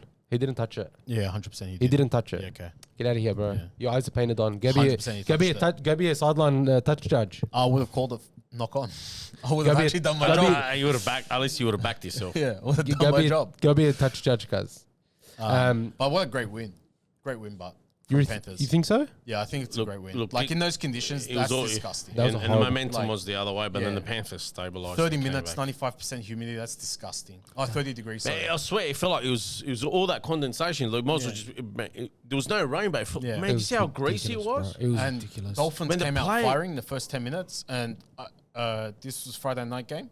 Yeah, It's and a I was sauna. saying to you, like, they'll Absolute fight for 10 sauna. minutes and they'll give up. Hang on a But sec. to come out 18-0 at halftime, you're losing halftime, and then to put up a fight in that second half and actually bring it to golden point, I thought the Panthers did well to hold on. And they literally took that crazy run from Tago to get them into position for a field goal. The Dolphins were great, and to be honest, like Good comeback. it's funny, like the comeback was on Oh, they had him short shot. from the Herbie Farnworth steal. Yeah. Like something so stupid, like so simple. It wasn't a line break. It wasn't anything crazy. It was That just was a shell shock. It was just a rake, like a GG. He is hungry, but he hunts opportunities everywhere. And then they were on. Yeah. They were on. So to see them, and look, they scored 4 tries within 15 minutes. It wasn't like it took them ages to score. Their first was in the 45th minute, 51st minute, 54th minute, 60th minute, right? And it took a really good try by Tom Jenkins in the 75th minute to get them on equal footing. So this for me was it was a good game. I thought the Panthers were a bit. I think the conditions got to the Panthers in the second half, and the Dolphins were able to come back strong, given that they were a little bit more used to the conditions. But like I just found it funny how they're all putting ice packs on their heads, in autumn. Up there in Darwin. It was insane. What do you say? 27 degrees, 90% humidity? 30 degrees, 95% humidity. That's disgusting. Like, That's insane, I've been on holidays where that's the weather and I just stay inside with the aircon on. Bro, you like, can't you don't do go anything. outside in that. I love it. No. It's tough. But look, good on the Panthers. They're what 6-1. Their record for the year. They are clear favourites, head and shoulders above every other team at the moment. Any particular individual performances that stood out for you? I thought their backline played really well. The Penrith backline, or for at least 50 minutes of the game. That 1 to 5. So Jenkins, Dylan Edwards, who else is there? Paul Alamodi, Isaac Tago, like four-time premiership winner coming in to fill in for Casey McLean.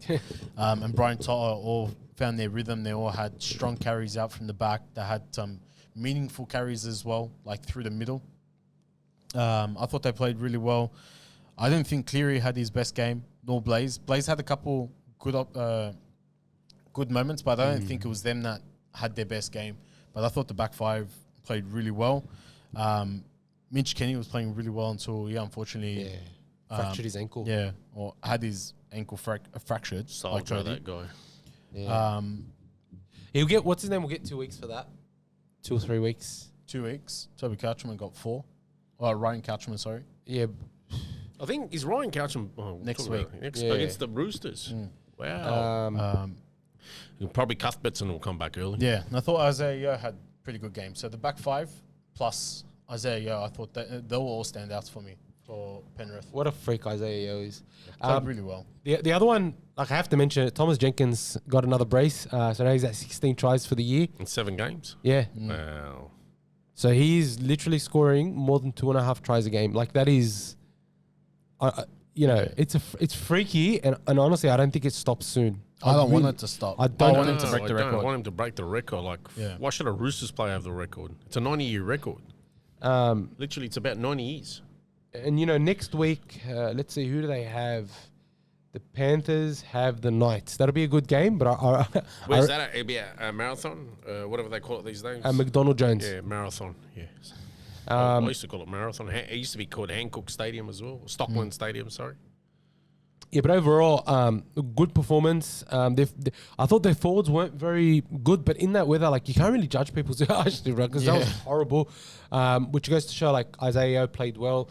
Good to see. And I thought Freddie Lassie came on and did a good job in place of Mitch Kenny. For the Dolphins, we've already touched on Herbie Farnworth. Anyone else that stood out for you? Dibbo for the Dolphins? Obviously, Herbie was he had a stellar, very good game. Like he was fantastic. I thought their back five was good. good. They came back well. Especially in the second half. The first half, they were kind of MIA. But and then you hit the nail on the head. Their their back five. Man, do you see how fatigued every player was in extra time? It was insane, man. Bro. Honestly, it was down to the backs to get the teams over that.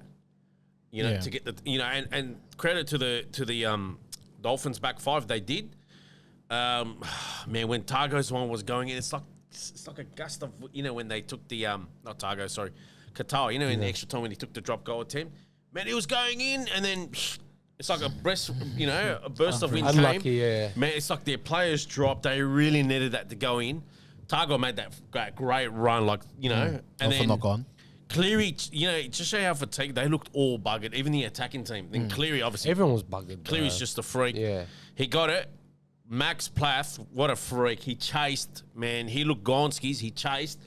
He forced Cleary down the right, and then Cleary looks up. Oh, nobody's chased. Yeah. And obviously, he had just been in Max Plath.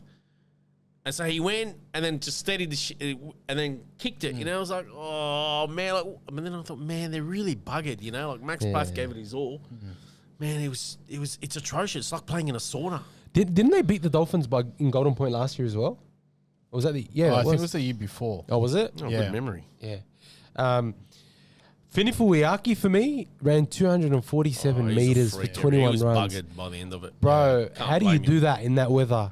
But even their backs, like Cobbo, 190 meters, Herbie Farnworth, 200 meters, Averillo, 200 meters, Hamiso, 233 meters. Their forwards, and honestly, it was a great all-round performance, and probably what we've been asking from the Dolphins for a while now, although I think their starts need to be a bit better.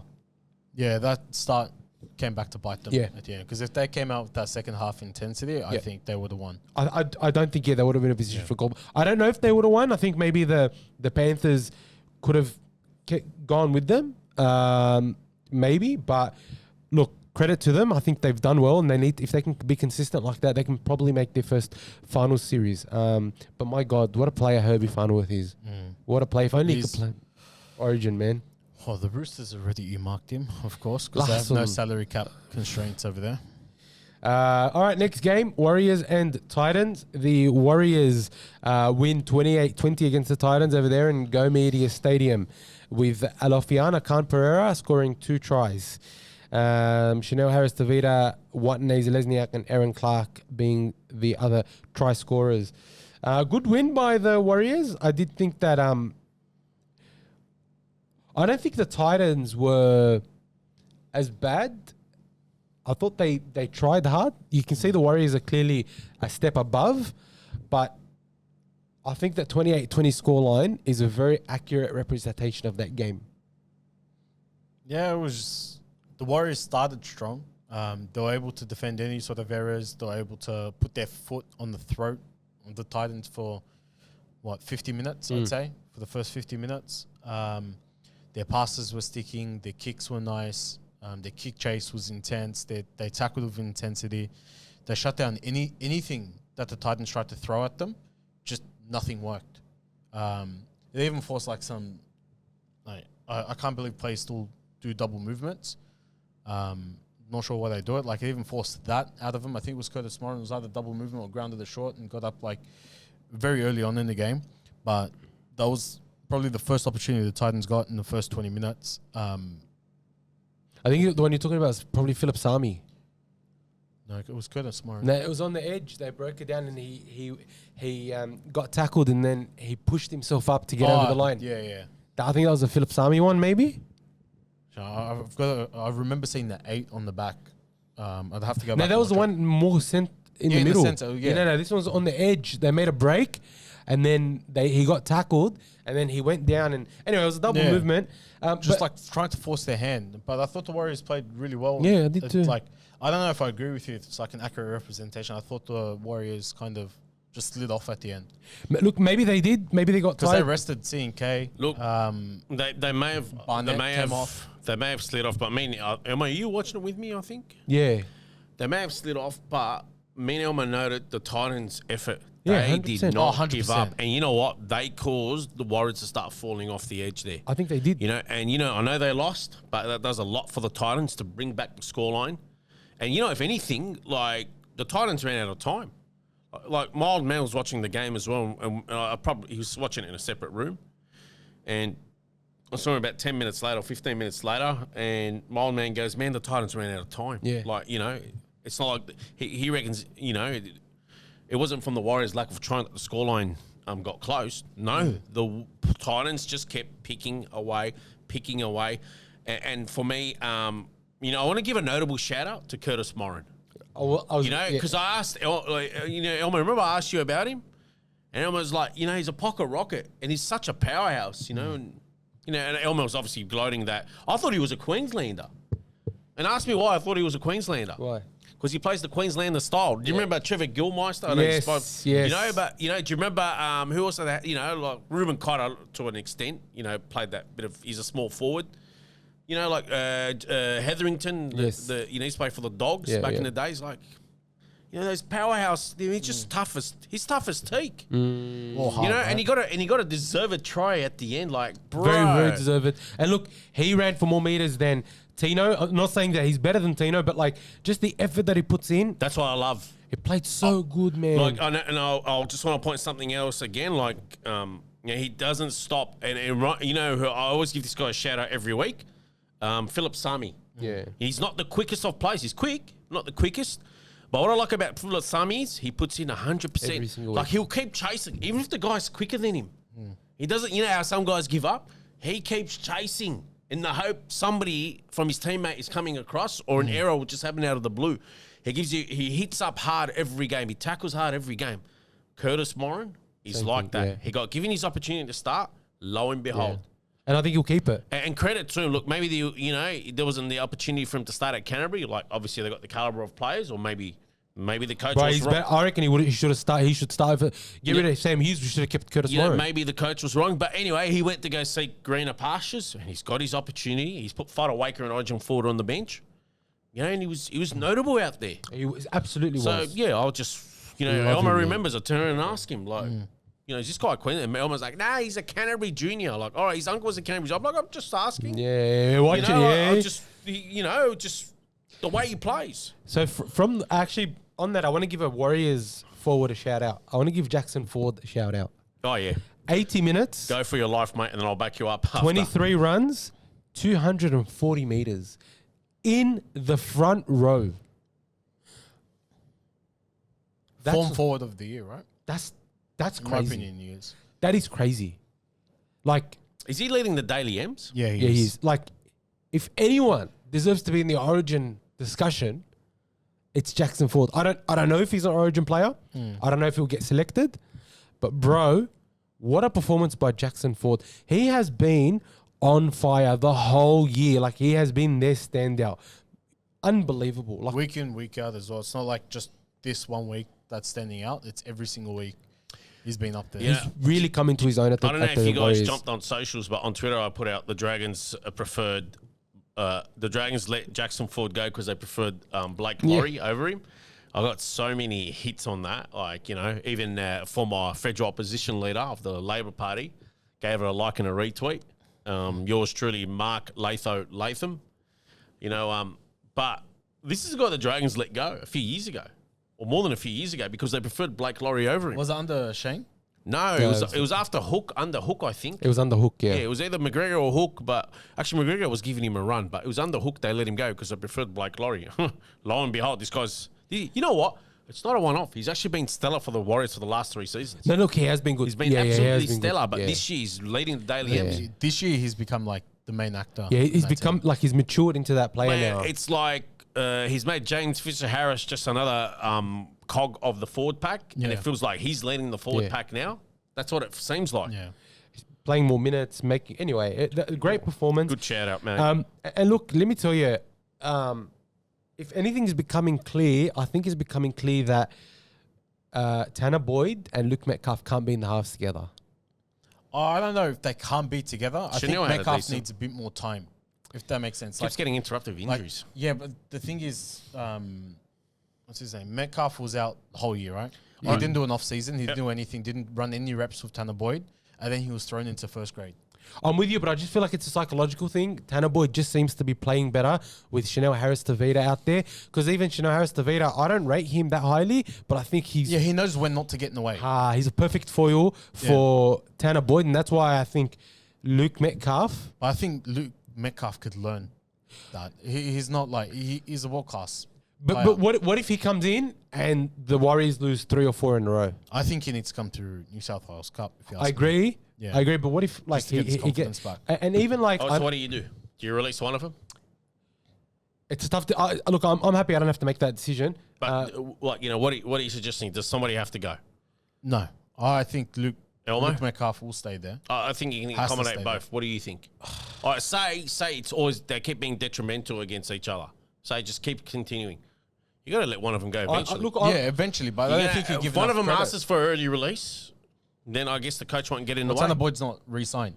isn't he? So No. it most likely might be Tanner. Yeah, but Based. see, how can you let Tanner go after playing the way he's been playing? But Metcalf was killing it. Well, actually, last year for 2026, he actually got the offer to go back to the Titans and play in their 7, and he said no, thank you. we might come again Do you get me? So to the Dragons, the poison chalice. no way. No one They're not would smart commit- enough to go in for a good half. Yeah, Oh, he wouldn't depending, commit he's career probably suicide going to like ask that. who's the coach. Yeah, well, I mean, But Am I playing in the halves with your son? well, I mean, That should be the first question. Am I- they could drop Sam Healy and have Luke Metcalf come back off the bench as well Healy's as been an impact player at 9. He's got a good running game. He's very quick, good passing. Could come in to. Is that Mitch Healy? It is Mitch Healy's son. I think it is. Yeah, He was going through at Cronulla. You've also got Jet Cleary that enters their top 30 next year as well. that's true. Jet Cleary, maybe Jet Cleary. They're looking for him for their future. I don't know, but one thing I know is they're spoilt for halves at the moment, which is What a good thing for them. What to a have. feeling. Yeah, it's a great thing to have. Imagine having Kyle Flannagan as your marquee half. One of them will be. I think one of them will have to make way though from the Warriors. But let me put this out there to everybody. I want the Warriors not only to be in the top 4. I want them to win the grand final. If it's not the Bulldogs, Man, I love for the Warriors. They are my second I team. would love for them to win it. they are officially the Kennels' second team. The Warriors. Speak for Elmo's yourself. second team. No, they are the Kennels' second team. I'm a dictator today. Sigh. Okay, I was about to say Canberra, but all right, I'll take the Warriors. Why Canberra? I like Canberra. Who can hate Yuck. Canberra? No one can hate Canberra. Yeah. I don't hate them, but they're not the second team. Well, you can't dislike them. All right, Warriors are our second team. Look, we've touched on the Titans. Look, I think the future is really bright for them. I hope so. Oliver Pascoe as dummy half, I think he's a great young player. If they can keep him there, he's great. Aramaho has played Killed it. again. Yeah. Very good. Cooper By's like a workhorse as well. Bro, what a wash he is. He would have done wonders at the Storm. I read the article today. It's caused like a family rift because his father Marcus Wants him to go to the Storm. incidentally, his father. Forget this. His father was actually at the Gold Coast Chargers in that '97 season. Was he? Yeah, his father was a Gold Coast player before they went defunct. Then he went to Melbourne as an inaugural player. I had no idea. He was there in '97 when they made the finals. His father was on that wing. Yeah, so he does have pedigree at Gold Coast. Yeah.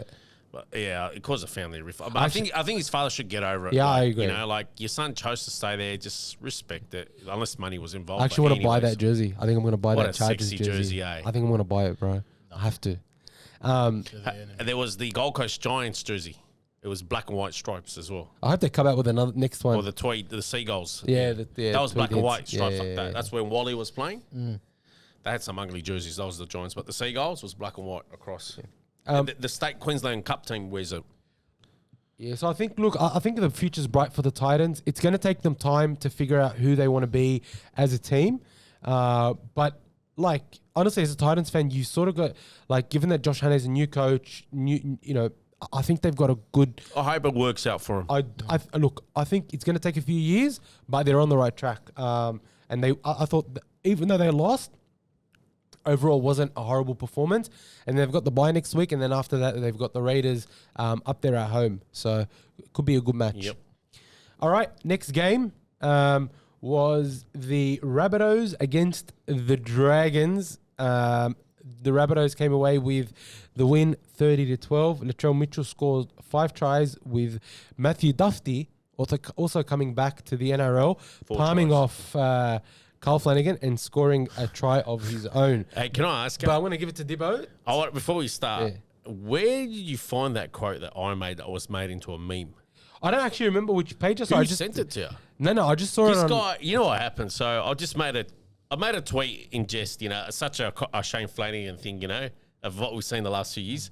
So, it's just basically saying that tackle that Kyle missed on Duffy, no one would have made it, Anyway, somebody's seen it because it went a bit viral on Twitter.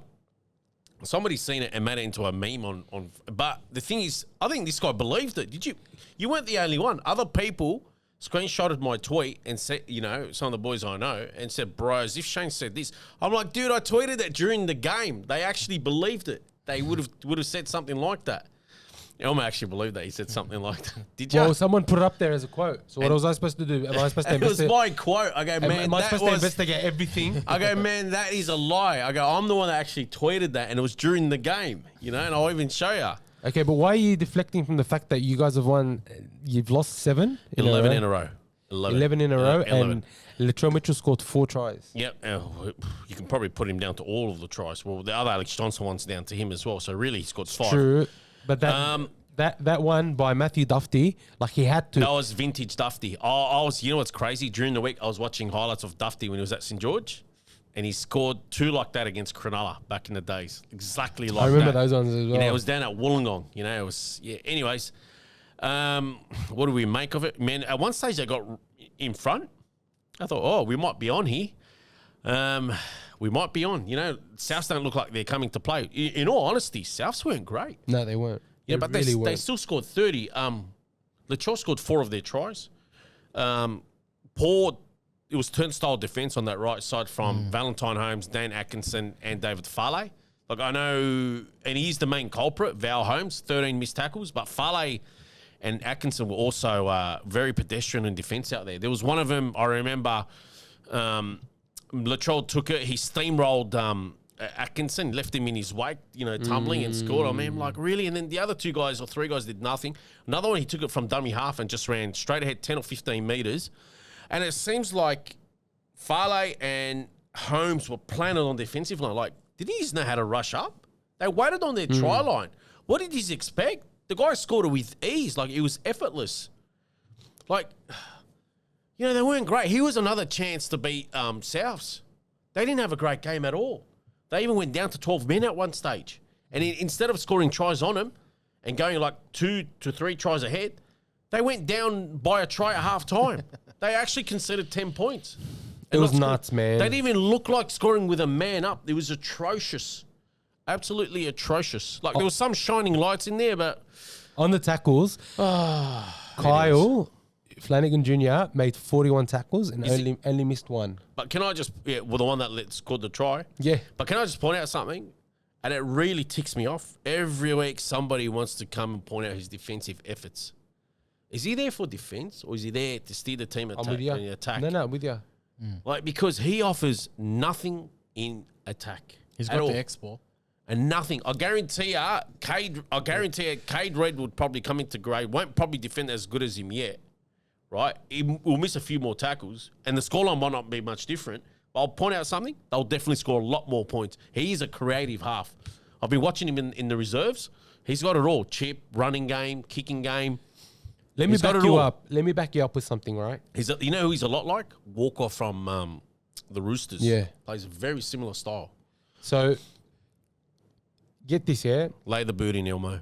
Lay the boot. Toby Couchman, 15 rounds, 161 metres. Okay. Luciano Leilua, 17 rounds, 142 metres. Every game. Jaden Sewer, 16 runs, 152 metres. And he got sent off, unfortunately. Hamish Stewart, 12 runs, 109 metres. And then what is the rest of the... Blake Laurie, 8 runs for 60 metres. Emre Gula, 4 runs for 26 metres. Josh Kerr, 4 runs for 36 metres. Didn't Gula start the game? Yeah. They got some brain dead players losing him. Loco Pacifici Tonga played 23 minutes, had 8 runs for 70 metres. Yeah. You know how many penalties he earned him? 4 penalties What were was- from him. He's hard to handle. Go watch the game again and tick him off. I was noting that. Like when He was every running. time they were trying to slow him down, he was too big to handle. The ref would blow a whistle. What and that was is the including common? 6 What against. is the common denominator between everything that I just told you? The common denominator? The young, Shane Flannagan has no one to replace Emre Gula with, Blake Laurie with, Josh Kerr with. Kyle Flannagan with. the oldies that Shane Flannagan refuses to drop Are the poor are not ones. performing. Yeah. And the youngsters that are given an opportunity are the ones that are playing Like- with their heart. They're also stealing time because You know what annoyed Emre me? Gula playing 44 minutes is criminal. Really, like Loco Pacifici Tonga can handle 40 minutes Yeah. or 50 minutes in first grade. Halangahu got what? How many minutes? 19? Man, Yeah. I would have loved to see him get about 40, man, or 35 at least. No, 19. When they were on the back foot, do you remember he came on, the game was pretty much gone? But What what's do you want gone? him to do? Yeah. I want him more minutes. We'll say Throw him in Anzac Day. Start him. Man, you know what I loved? And I was thinking, should I make this the barrier of the week? But you wanted to what happened in the game. But I was about to say the barrier of the week for me was Loco bullying his way into the 19-man squad. yeah. Almost That's got there. And who was the horrifying. barrier on? The St. George Club. Yeah.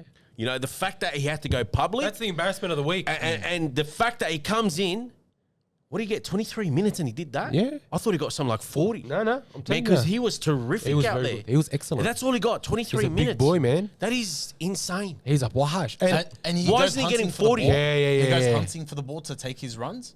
Like the fact that he got 8 runs and Gula got what? 4 runs in 44 minutes. Where is Gula? Yeah. Like, Is what's he he doing? Please tell me he's suspended now. I think he may get 2 weeks. Man, you know what's funny?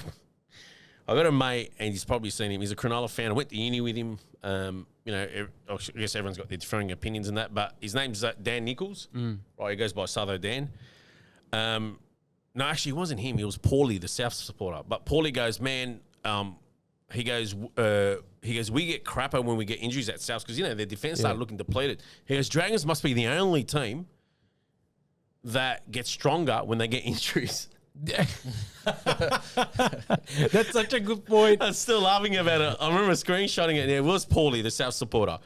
I screenshotted it, said to the boys, and then they got his truth to the hill. Well, that's true. He goes, like, I go and remember against Manly. I go, boys, remember against Manly when Tui Pilotu and Sully both went off injured? And I go, man, we're going to get better now. And the Dragons went ahead. They scored 3 unanswered tries. And then I told him, remember when I was cursing when Sully came back on and they lost? Okay, this is it. Is Sully missing again next week?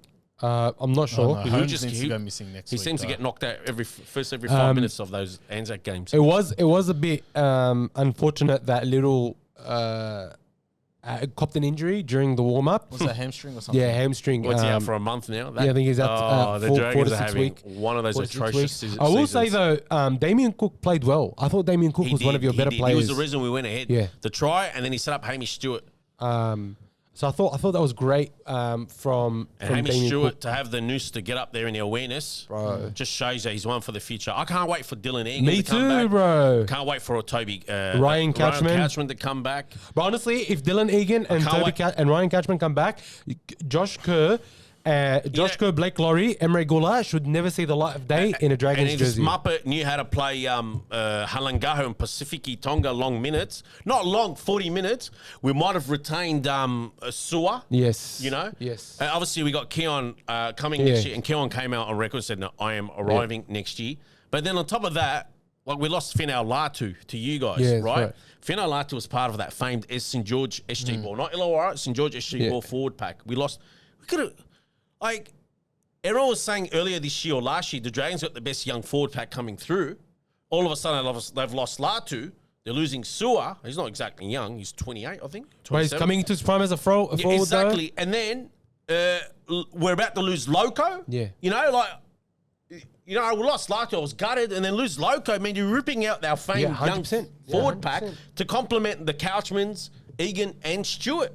Like, what is going on? If you think about it, Topi and Ryan Couchman, Loco Pacifici Tonga, Halangahu, Hamish Stewart, Dylan Egan, that's 6 players that you build your future behind. You throw Cade Reid in, and okay, this year might not be great, but then you can see where the green shoots are. But the way the problem with Shane Flannagan, burns me. It's not even that they're losing games, it's the fact that he refuses to build towards the future. And like, I'll be honest with you, that Jaden Sua hit, I think... I thought it was a head clash. Anyway. I thought Jaden Sua did that on purpose. I think he wanted to get... He was having a game, but he was trying his ass off. Killing himself. He was playing his ass. He was frustrated, You man. could see it. I'm gutted, like, he's leaving. Like, it's not the end of the world. Like, I am gutted. But, like, I mean, maybe he wants to move back to Sydney full-time because he drives from, he still lives in southern Sydney. He goes down there. Man, but it just makes me wonder, like, if... they had the young stock of forwards playing, they might not be 0-7. They might be like 2-5. You'd cop that 2-5 or 3-4. Look, but I think you might retain Sua. I think the rot starts from Carl Flanagan. Honestly, God, I don't want it to be about him. Man, you know what? You know how much the rot starts. You know how much from I Shane hate Flannagan not dropping his son. You know how much I hate myself. I don't care. I'll be open and honest. I hate myself every week. I have to talk about Kyle because, by all accounts. And I don't care if people can talk bullshit. He's actually a really good human. I'm 100% sure I he actually is. hate I have to come back here and say he shouldn't be in the spot and I all agree. that. Because, funny enough, on my TikTok account, I've made videos of him. Kyle Flanagan, excellence. He'll be kicking the ball and he'll get like 10,000 hits or something, Like, I like seeing him do well. Honestly, I do. But as a marquee half or as a starting half or as an elite half, he ain't it. In all honesty, I thought he was coming to the club to be our number 14. Little was going to be our number 9. And that's where the Dogs played him, you remember, in 2023, and he did okay. In all honesty, I'm happy for him to remain at the club next year but not as a starting half. I agree. You know, he could be our utility, whether he's in the 17 that week or not. I still would love for him to be at the club because he does offer something. Yeah. If our goal kicker went down, Cole's there. If one of our halves go down, he's there.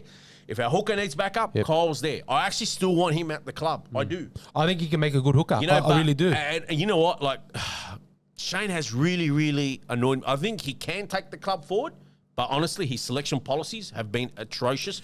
He's brought this upon himself by also selecting his son in the starting line. Elmo, I've been saying it from the last 2 years. This guy's going to lose his job because he keeps choosing his son. Yeah. And that's where the rot's starting. They're not going to win this week. I think the Dragons are going to stick with Shane Flannagan for the rest of the year. I do hope after the bye they can eclipse Newcastle and go on a winning run. I'm not going to say they're going to win 4 in a row or 5 in a row. Let's hope they can win 2 or 3 in a row to start getting those wins. You know, this season's gone. Anyone that says that thinks otherwise and they can still make it, please. No, this year's gone. What pipe are you smoking? Onto the Rabbitohs. Go for your life, mate. Latrell was. Latrell was Latrell. I want to see that Latrell in State of Origin. Me too. His best position is centre. Don't want to see him at fullback again. He's a good fullback, but he's an elite centre, Elmo. He's one of the best centres in the game and one of the best centres in the history of the game. No. Right, he's a goal kicker. He can kick. He can palm. He can run. He can pass. He can do it all. You know, he's got a rare attribute. He's a very dominant centre. Very dominant. He'd be in my top 2 centres in the game. He'd be my first centre picked in New South Wales. He's got that X factor in him. Every year you'd see it in State of Origin, he'd come in and slam 2, 3, 4 tries, whatever it is in a series. You know, and he can score tries that other guys won't score. He's powerful. He's stronger than forwards, and he's a back. Hang on. He bashes forwards. Sorry, I just got something. I just want to know. He's talking about Cooler again. Sorry, he plays for Tonga. Is he eligible for New South Wales? That's what I'm trying to figure out. I wouldn't select him. Why not? Where are you going to select him? Centre. No, man, are you serious? We're going to hang on a sec. Casey McLean. Oh, man, is Herbie eligible for Queensland? No, he's not. No, he's not. He's English. Because I was about to say, I was going to go Latrell, obviously Crichton. I was about to say Trebojevic, but he's Gonski's now. Who else we got for centres for New South Wales? Bradman Best, but he's injured. We've got... Cooler could fill in on the wing. Yeah. Cooler would kill it on the wing. He's a rocket. He was a freak. If anyone goes down injured, they are.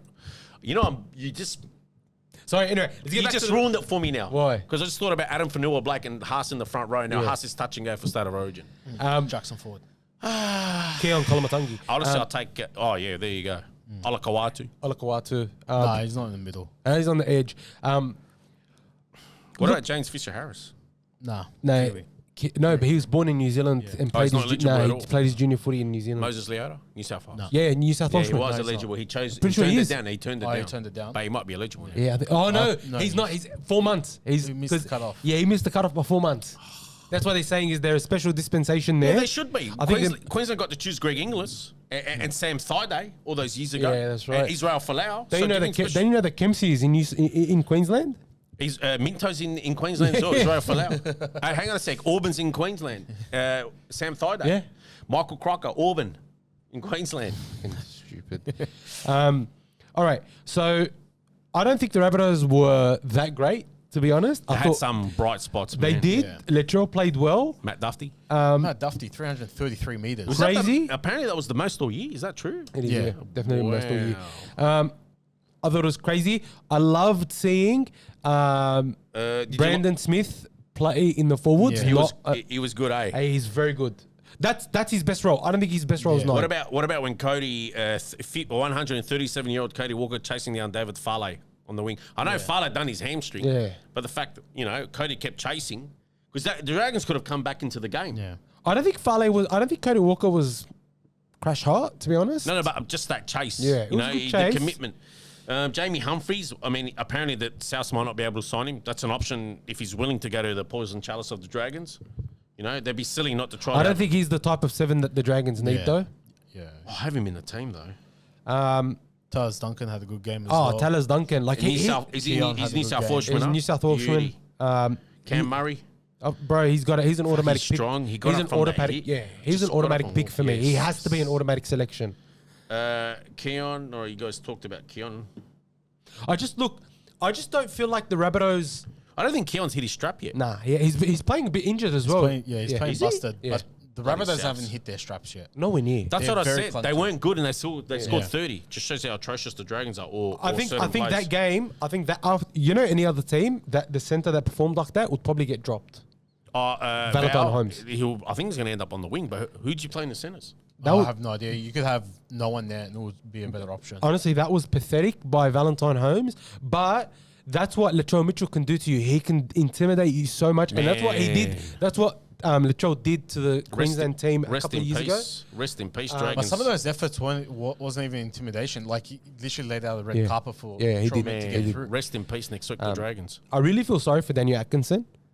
He gets no support from the other guy. He doesn't get it. He just doesn't get the support, and he's not a bad defender, but he's made to look like he's a bad defender because of the rest of the team. Yeah, because bro, Latroy had a head of steam. Like, where's anyone else to head him off there?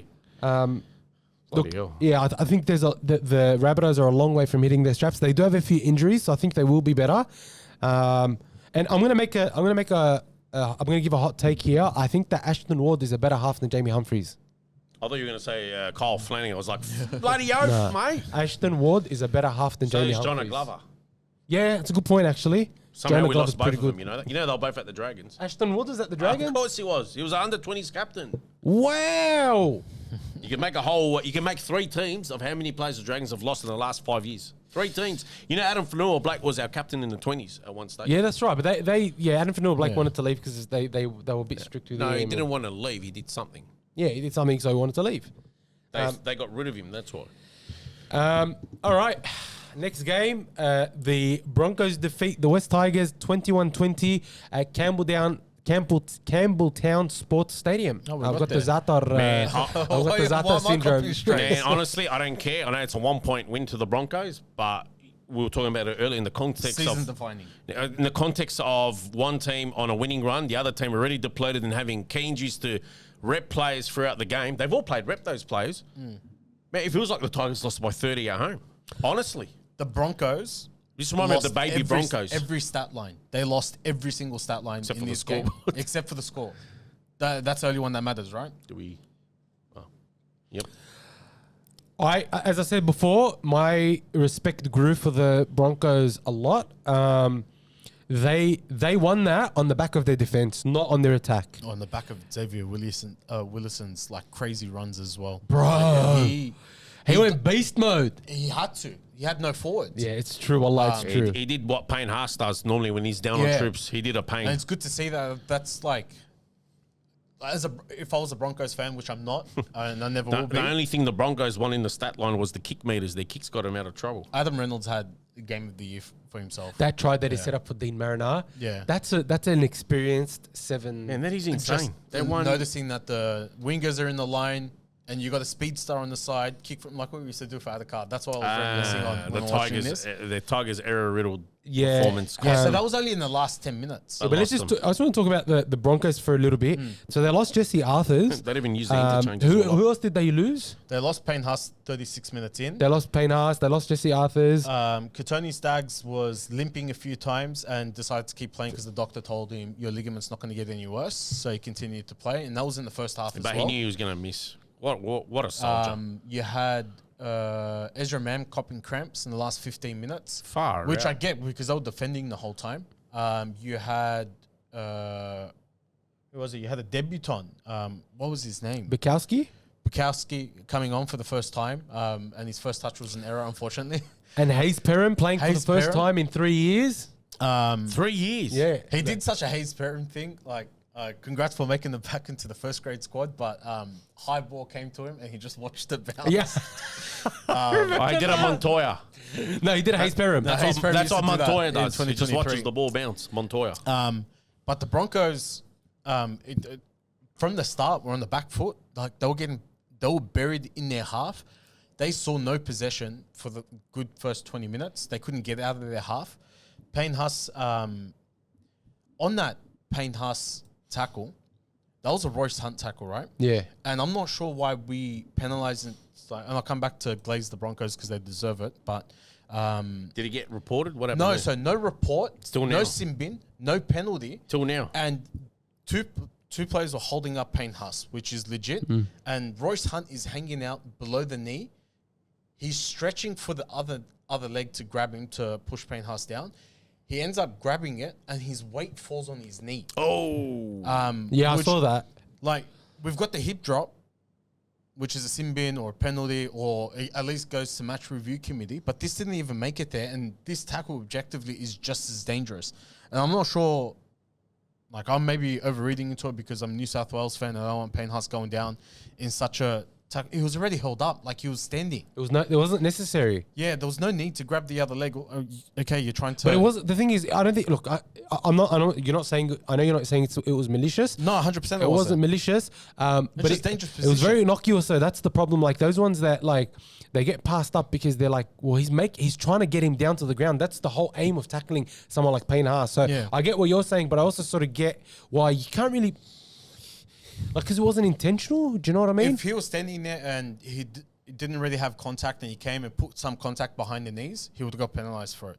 But because he was already there and then dropped his weight onto his knee, Yeah, I see what you're saying. like, for me, it's like, it's a 50-50. it is because just it is like, the it's injury. a very dangerous yeah. position to put the player I'm with in. you. I'm with you. But the Broncos played fantastic. Adam Reynolds had that ball on a string, even though they're on back foot the whole game. Their forwards ran with intent. Their back line, everyone treated this like it was a grand final. This win for me was better than their grand final win. So Because you're missing Reece Walsh. Like last year, like you say it all the time that Nothing beats the grand final. Broncos- It's a good regular season win. yeah, okay. But the Broncos fell into the grand final last year. But this year, without their stars on the field, this is the first performance I've Man. seen from them that's gritty. We were writing them off and for all back around. to back. I agree with you. I think like the fact that the Broncos went in ahead at halftime was That was unbelievable crazy to as me. well. I could not believe that the Tigers were just all over them for 40 minutes, yet somehow the Broncos found a way to be ahead at halftime. And let me just say that was crazy. Like that was Yeah. crazy. Like well done to the Broncos. Like as I said, this one was won off the back of their defense. Kudos to them. They are showing why they are a real threat. Michael Maguire is showing us why he's a great coach. 100%. So much noise around it, but he keeps proving that his players want to play for him. And Katoni Staggs could have said, look, I can't play. I'm feeling the pain. Yeah, Katoni Staggs could have made excuses. But, Jesse Arthur's come out there, put his body on the line. Hayes Perham, and with all the injuries that they've got, for them to come out and perform the way they did, very, very, very well done. Another one that, I thought played very well and seems to make a habit of scoring tries is Ben Tolti. Came from the North Sydney Bears. Ran 15 runs for 157 metres. Great effort. Great Fantastic. effort. Corey Jensen only ran nine runs for 75 metres. So, it was all off the back of Ben Tolti and Xavier Willison, which was great to see. So great win by the Broncos. Now, onto the Tigers. I want to start off by saying Makasini sort of showed his inexperience in that game. Oh, give him another go. No. Hear me out, yeah? He will learn a lot from that game. Yeah. He made a lot of errors, but he will learn a lot from that game. I hope they retain him. I think they will. He's only, 19, 20 years old. 18. Is he 18? Or not? Has he turned He's 19? 18. Oh, he's 18. Big boy, big body, Keep great him. winger, good Please don't drop finisher. him. He will learn a lot from that, but he made some crucial errors. Both sort of from high catches, from high kicks, but also in defense. Like that Dean Mariner try, like he was so far in that he couldn't even get back to contest for the ball. At least you've got to be in a position where you can at least make a jump for the ball or something. Well, I'd say that's class from Adam Reynolds. No, Because that no. was only like third tackle. No denying that that was guy's a absolute freak, class. man, No yeah. denying was absolute class. And for Dean Mariner to be so bloody quick and be there on the Yeah. no doubt. I'm not taking away from what the Broncos did. I'm just saying a more experienced winger may not have been so far in, for example. But again, it was all class. But I have to give credit to the Tigers. I'll follow the Tigers quite intently, and I reckon last year they'd probably lose by 20 points. Yeah, You know, for them to not lose by 20 points, for them to be in it right until the last minute, I've got to take my cap off to the Tigers. I think you've got a good team this year. They should have, to be honest, like when you read the stat sheet, they should have won this by plenty. And even though Makasini had those couple of errors in the back end of the game that ended up leveling the game, then Reynolds taking the lead with that drop goal, I expected more from the Tigers in the last 10 minutes to close out that game. Like, they had an opportunity. They get down to the other side of the field. And then they went to the left. And that's when Tony Staggs took him out and then never saw the ball again. Yeah, it was like... I expected more from Luai in that situation. I'm not sure why Dewey moved to the centers. That's the same thing that we did. Just to get Jock Madden into the game. I thought they were in the rhythm. Like, it was a proper grind. This game was intense every second to watch. I'm not sure what Benji was doing with those changes, but I think the lack of leadership in the last 10 minutes was very glaring. I think what happened in that moment, was, or what the situation was, that they weren't clicking because Luai had come into the six and Dewey had found the rhythm with Jock Madden, and then I feel like that threw them off a little bit. They weren't bad. I just don't think they were as polished as they have been. Like, they were super, super clean against the Knights. Whereas against the Broncos, I felt like their passes weren't sticking. Some were going to the ground. Some were going behind players. Some were going to players' heads. So I just feel like Luai coming back, sort of similar to what happened with Tanner Boyd and Luke Metcalf a little bit. They weren't at the level that they wanted to be because there's that shuffling again. Which I understand you're not going to keep Luai off. Yeah, 100%. But why would you shift your 7? No, that I agree with. I'm just saying in general, that's why in the first half they didn't score as many points as they could have scored. Want to give a shout out though. Terrell May, 23 runs, 236 meters. Hey, stellar performance. And now in defense, he made 34 tackles and he only missed 1. Wow. That is a performance. If that doesn't get him into the Blues, these types of performances. He's got some tight Laurie Daly's competition the now. coach. What's wrong with you? He does, but like... Because you got like... Sky. Laurie Daly's the coach. Really? You actually gave him a chance? If Keon's fully fit, I think Keon's been in better form, to be honest, as a front rower. More consistently this year again? Yeah. No. So who would your front rowers, like, say you had to choose 4 front rowers in the squad, like in the 17, who would they be? Or does the Origin be, you get 19 players now? I would but I don't know if you carry 6 forwards. Yeah, I think you should. The whole point is to carry utilities. Perfect. But who would your 4 be? Say you got 2 on the bench, 2 starting. All right, so Haas and Fanua Blake starting. Right. My bench would be Jacob Saifidi and either Yuto Ikamanu or actually I'll go with what's his name? With Keon Kalamatangi. Saifidi's been good this year, man. I would go with Keon Kalamatangi and Etakamanu. And Terrell May. Oh, Terrell May. Yeah. Well, you got an abundance of front row. Good. So there you're 6. Yeah. Or Or 5. Let's say, all right, but you named Saifidi and Utakamanu. So that's 6. No, not Utakamanu. Saifidi and Kalamatangi. I'm just saying they're well stocked. Yeah, well stocked. You actually gave me 6 good names. That is, you know what? They should be your first 6 considered. I think they should. In all honesty, you could 2 of those could play out wide. If Yeah, really, you can. Yeah. Really, if you chose him on the bench, doesn't have to be your front rower. No, he can could be your but second rower. we've got like back rowers as well. So Coming out of our asses. Laurie Daly pick like people in their Specialists, position yeah. that are playing in their position for the last 10 weeks. Yeah, okay. Instead of like playing Jenga. Because you can have like, because don't forget, like, you could start Cameron Murray and have Isaiah Yeo coming off the bench, and he can fill in that prop, he can fill in that lock, he can fill in that second row. So he's a great He's utility. got a tough decision to make because he was our captain last year. Yeah, that's right. He's got a good.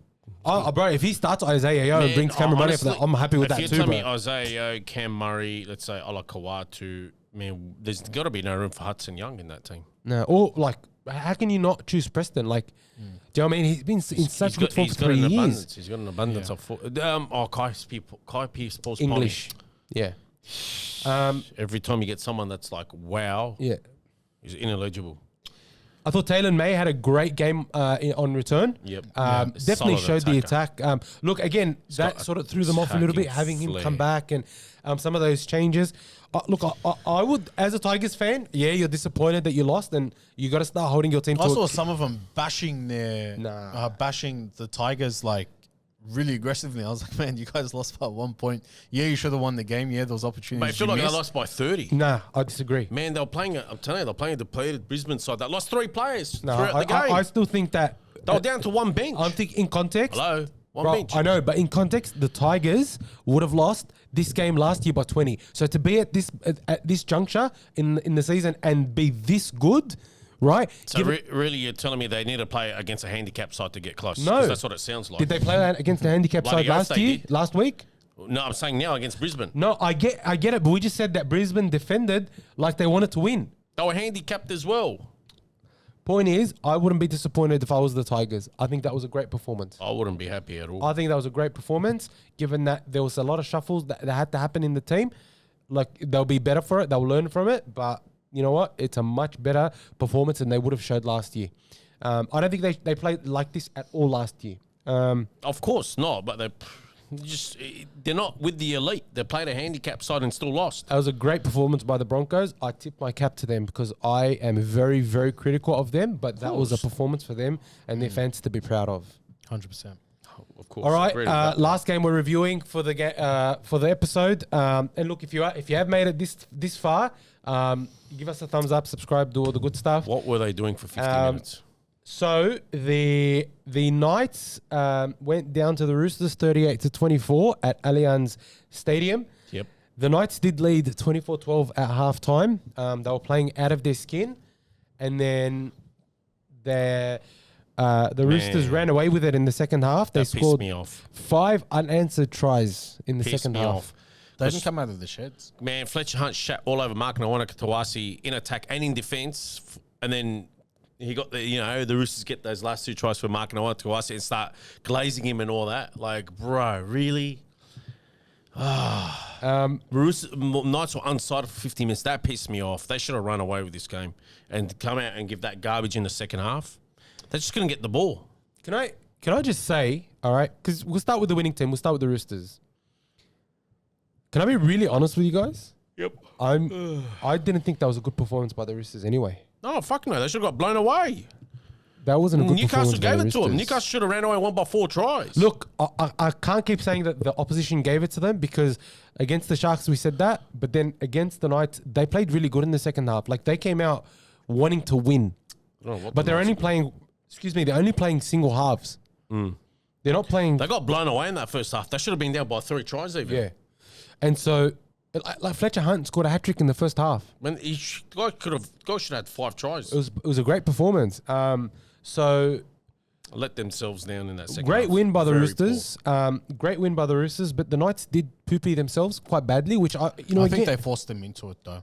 Yeah, I was just saying, I don't think it was completely on the Knights. I thought the Roosters, really, their forwards aimed up in the second half a lot more than the first. Disappointing. By And they held the Newcastle. ball like that. No silly areas, no silly Newcastle passes. kept dropping it. And then once they had the momentum, Knights weren't able to What wrestle happened it in the back at all. sheds? Can I just say,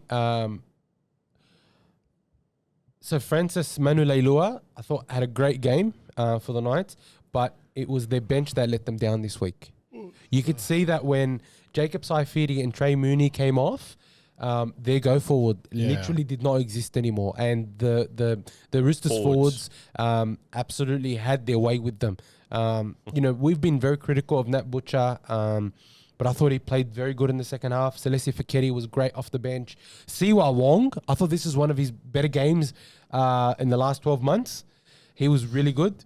Nafahu White, bruh, what a Fantastic, wahash. yeah. What a wahash. Tedesco wound back the clock in that second half.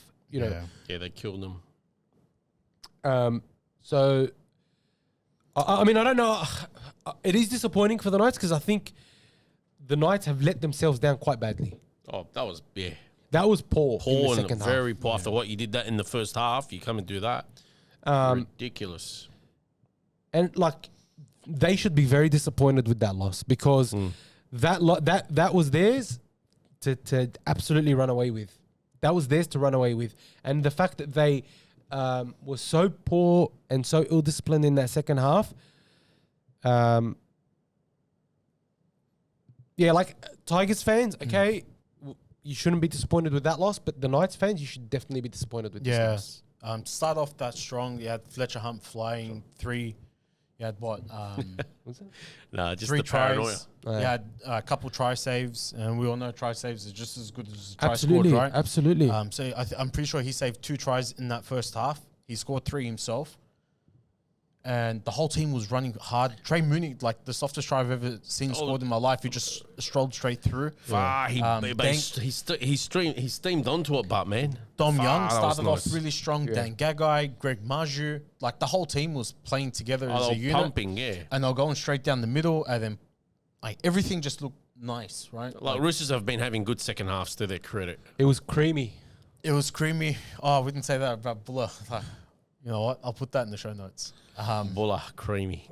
Buller ice cream, creamy. It was just an all-around good performance in that first half, and they forgot to come out of the sheds in the second half. It was super disappointing. Yeah. To the Roosters' credit, they came out firing like Yes. from the first minute in that second half. Yes. They get possession and they just don't let go. And they thoroughly deserve that win, Yeah. mind you. I don't think that I've been harsh on the Roosters, but that was a very good performance. Like they were down and they got their asses kicked at halftime, and they're like, okay, we know we can win this. Let's go and win it in one half. Which The is very- problem is though for the Roosters, like this is not the first time they do it. If they come up against a class side, You're right. they won't give them that Yeah. opportunity No, in the you're second half. absolutely right. And that's why I like, even though this was a good win for the Roosters, I'm still not convinced. Yeah. I know that they can probably put 2 good halves together, but as we've sort of seen in the last couple of seasons, when teams only play like one half of footy for the year, it's sort of hard to start building the 2 halves of footy as it gets more important, or it gets more serious. But yeah, look, great performance by the Roosters. I thought Sam Walker was great. Hugo Savala at centre, getting better and better. And that Butcher off the bench, 149 meters. I thought that was really impressive as well. I still, it's weird. I still don't like DCE there. I still think that it should be Sam Walker, Hugo Savala in the Yeah, halves. I'm not sold on DCE like being this like big chip player Yeah. that's going to get them the premiership. I don't think he's on the same level as Cooper Cronk No way. in terms of impact anyway. No. I feel like they're going to go backwards. Like as soon as DCE calls it quits, Yeah. and you've had Hugo Savala, who's obviously a champ of a bloke playing in centres Yeah. as a half. He's doing a good job there. I think he keeps Billy Smith out as well. I don't think he keeps Billy Smith out. I think he's playing pretty good there. He is, but Billy Smith is more a natural centre. Look, he might. But yeah, look. Man, He's a better honestly- 6 to Sam Walker in my Yeah. opinion. Well, what are the Roosters saying Billy Smith besides having a big nose? You don't think he's a good player? That's why I think he keeps him out. What does he offer? I thought he's been decent for them. He's had a stop-start career, but he's rocks and diamonds. You reckon? Yeah, I he's more rocks than diamonds, to be honest. I think Hugo besides having Savala a does big just nose- good enough job, and he gives cover for a half. So it goes What down else does as he well. offer? Yeah. Fair enough. But they need to sort out their slow starts, Yeah. and holding on to the ball, because once they do hold on to the ball, they are a dangerous team. But they can't keep going on like this. No. They haven't Otherwise, that monkey will still be on their back. Like you come up against like the Broncos, Panthers, Melbourne, you lose. Dogs when they play well, when they show up. The Dogs aren't consistent this Depends year. what which you is get the with the issue. dogs. You get their good or you bipolar get their Bulldogs. Yeah. you get their bad or their ugly. On to the Knights. Look, again, Fletcher Hunt, first half hat-trick, amazing. Fletcher Sharp at the back, I thought he was fantastic. He was good in that first half. He Man. was great.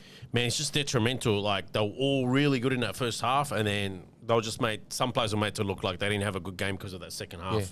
Yeah. I thought Dylan Brown was very disappointing. He started off okay. Yeah, But to be honest, his like first game back. I still think they're overachieving at the moment.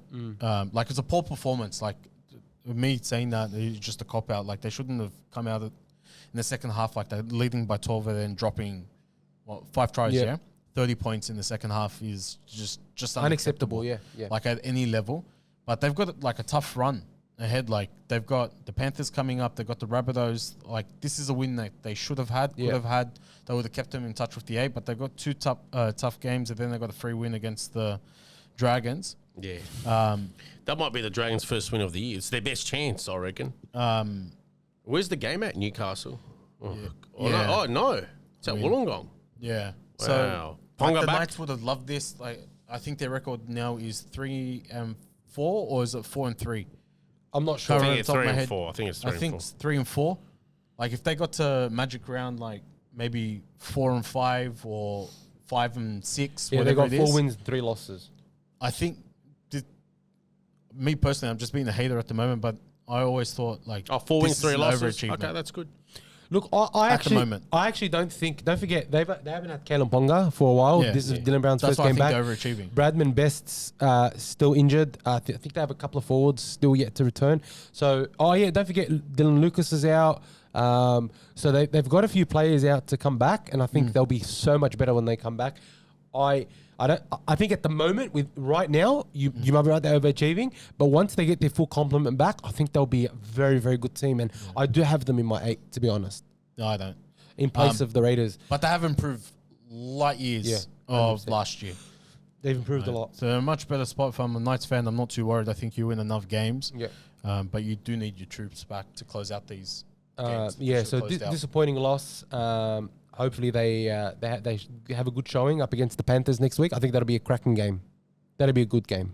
I think they'll come out competing. Panthers is one of those teams you get up for, right? Yeah.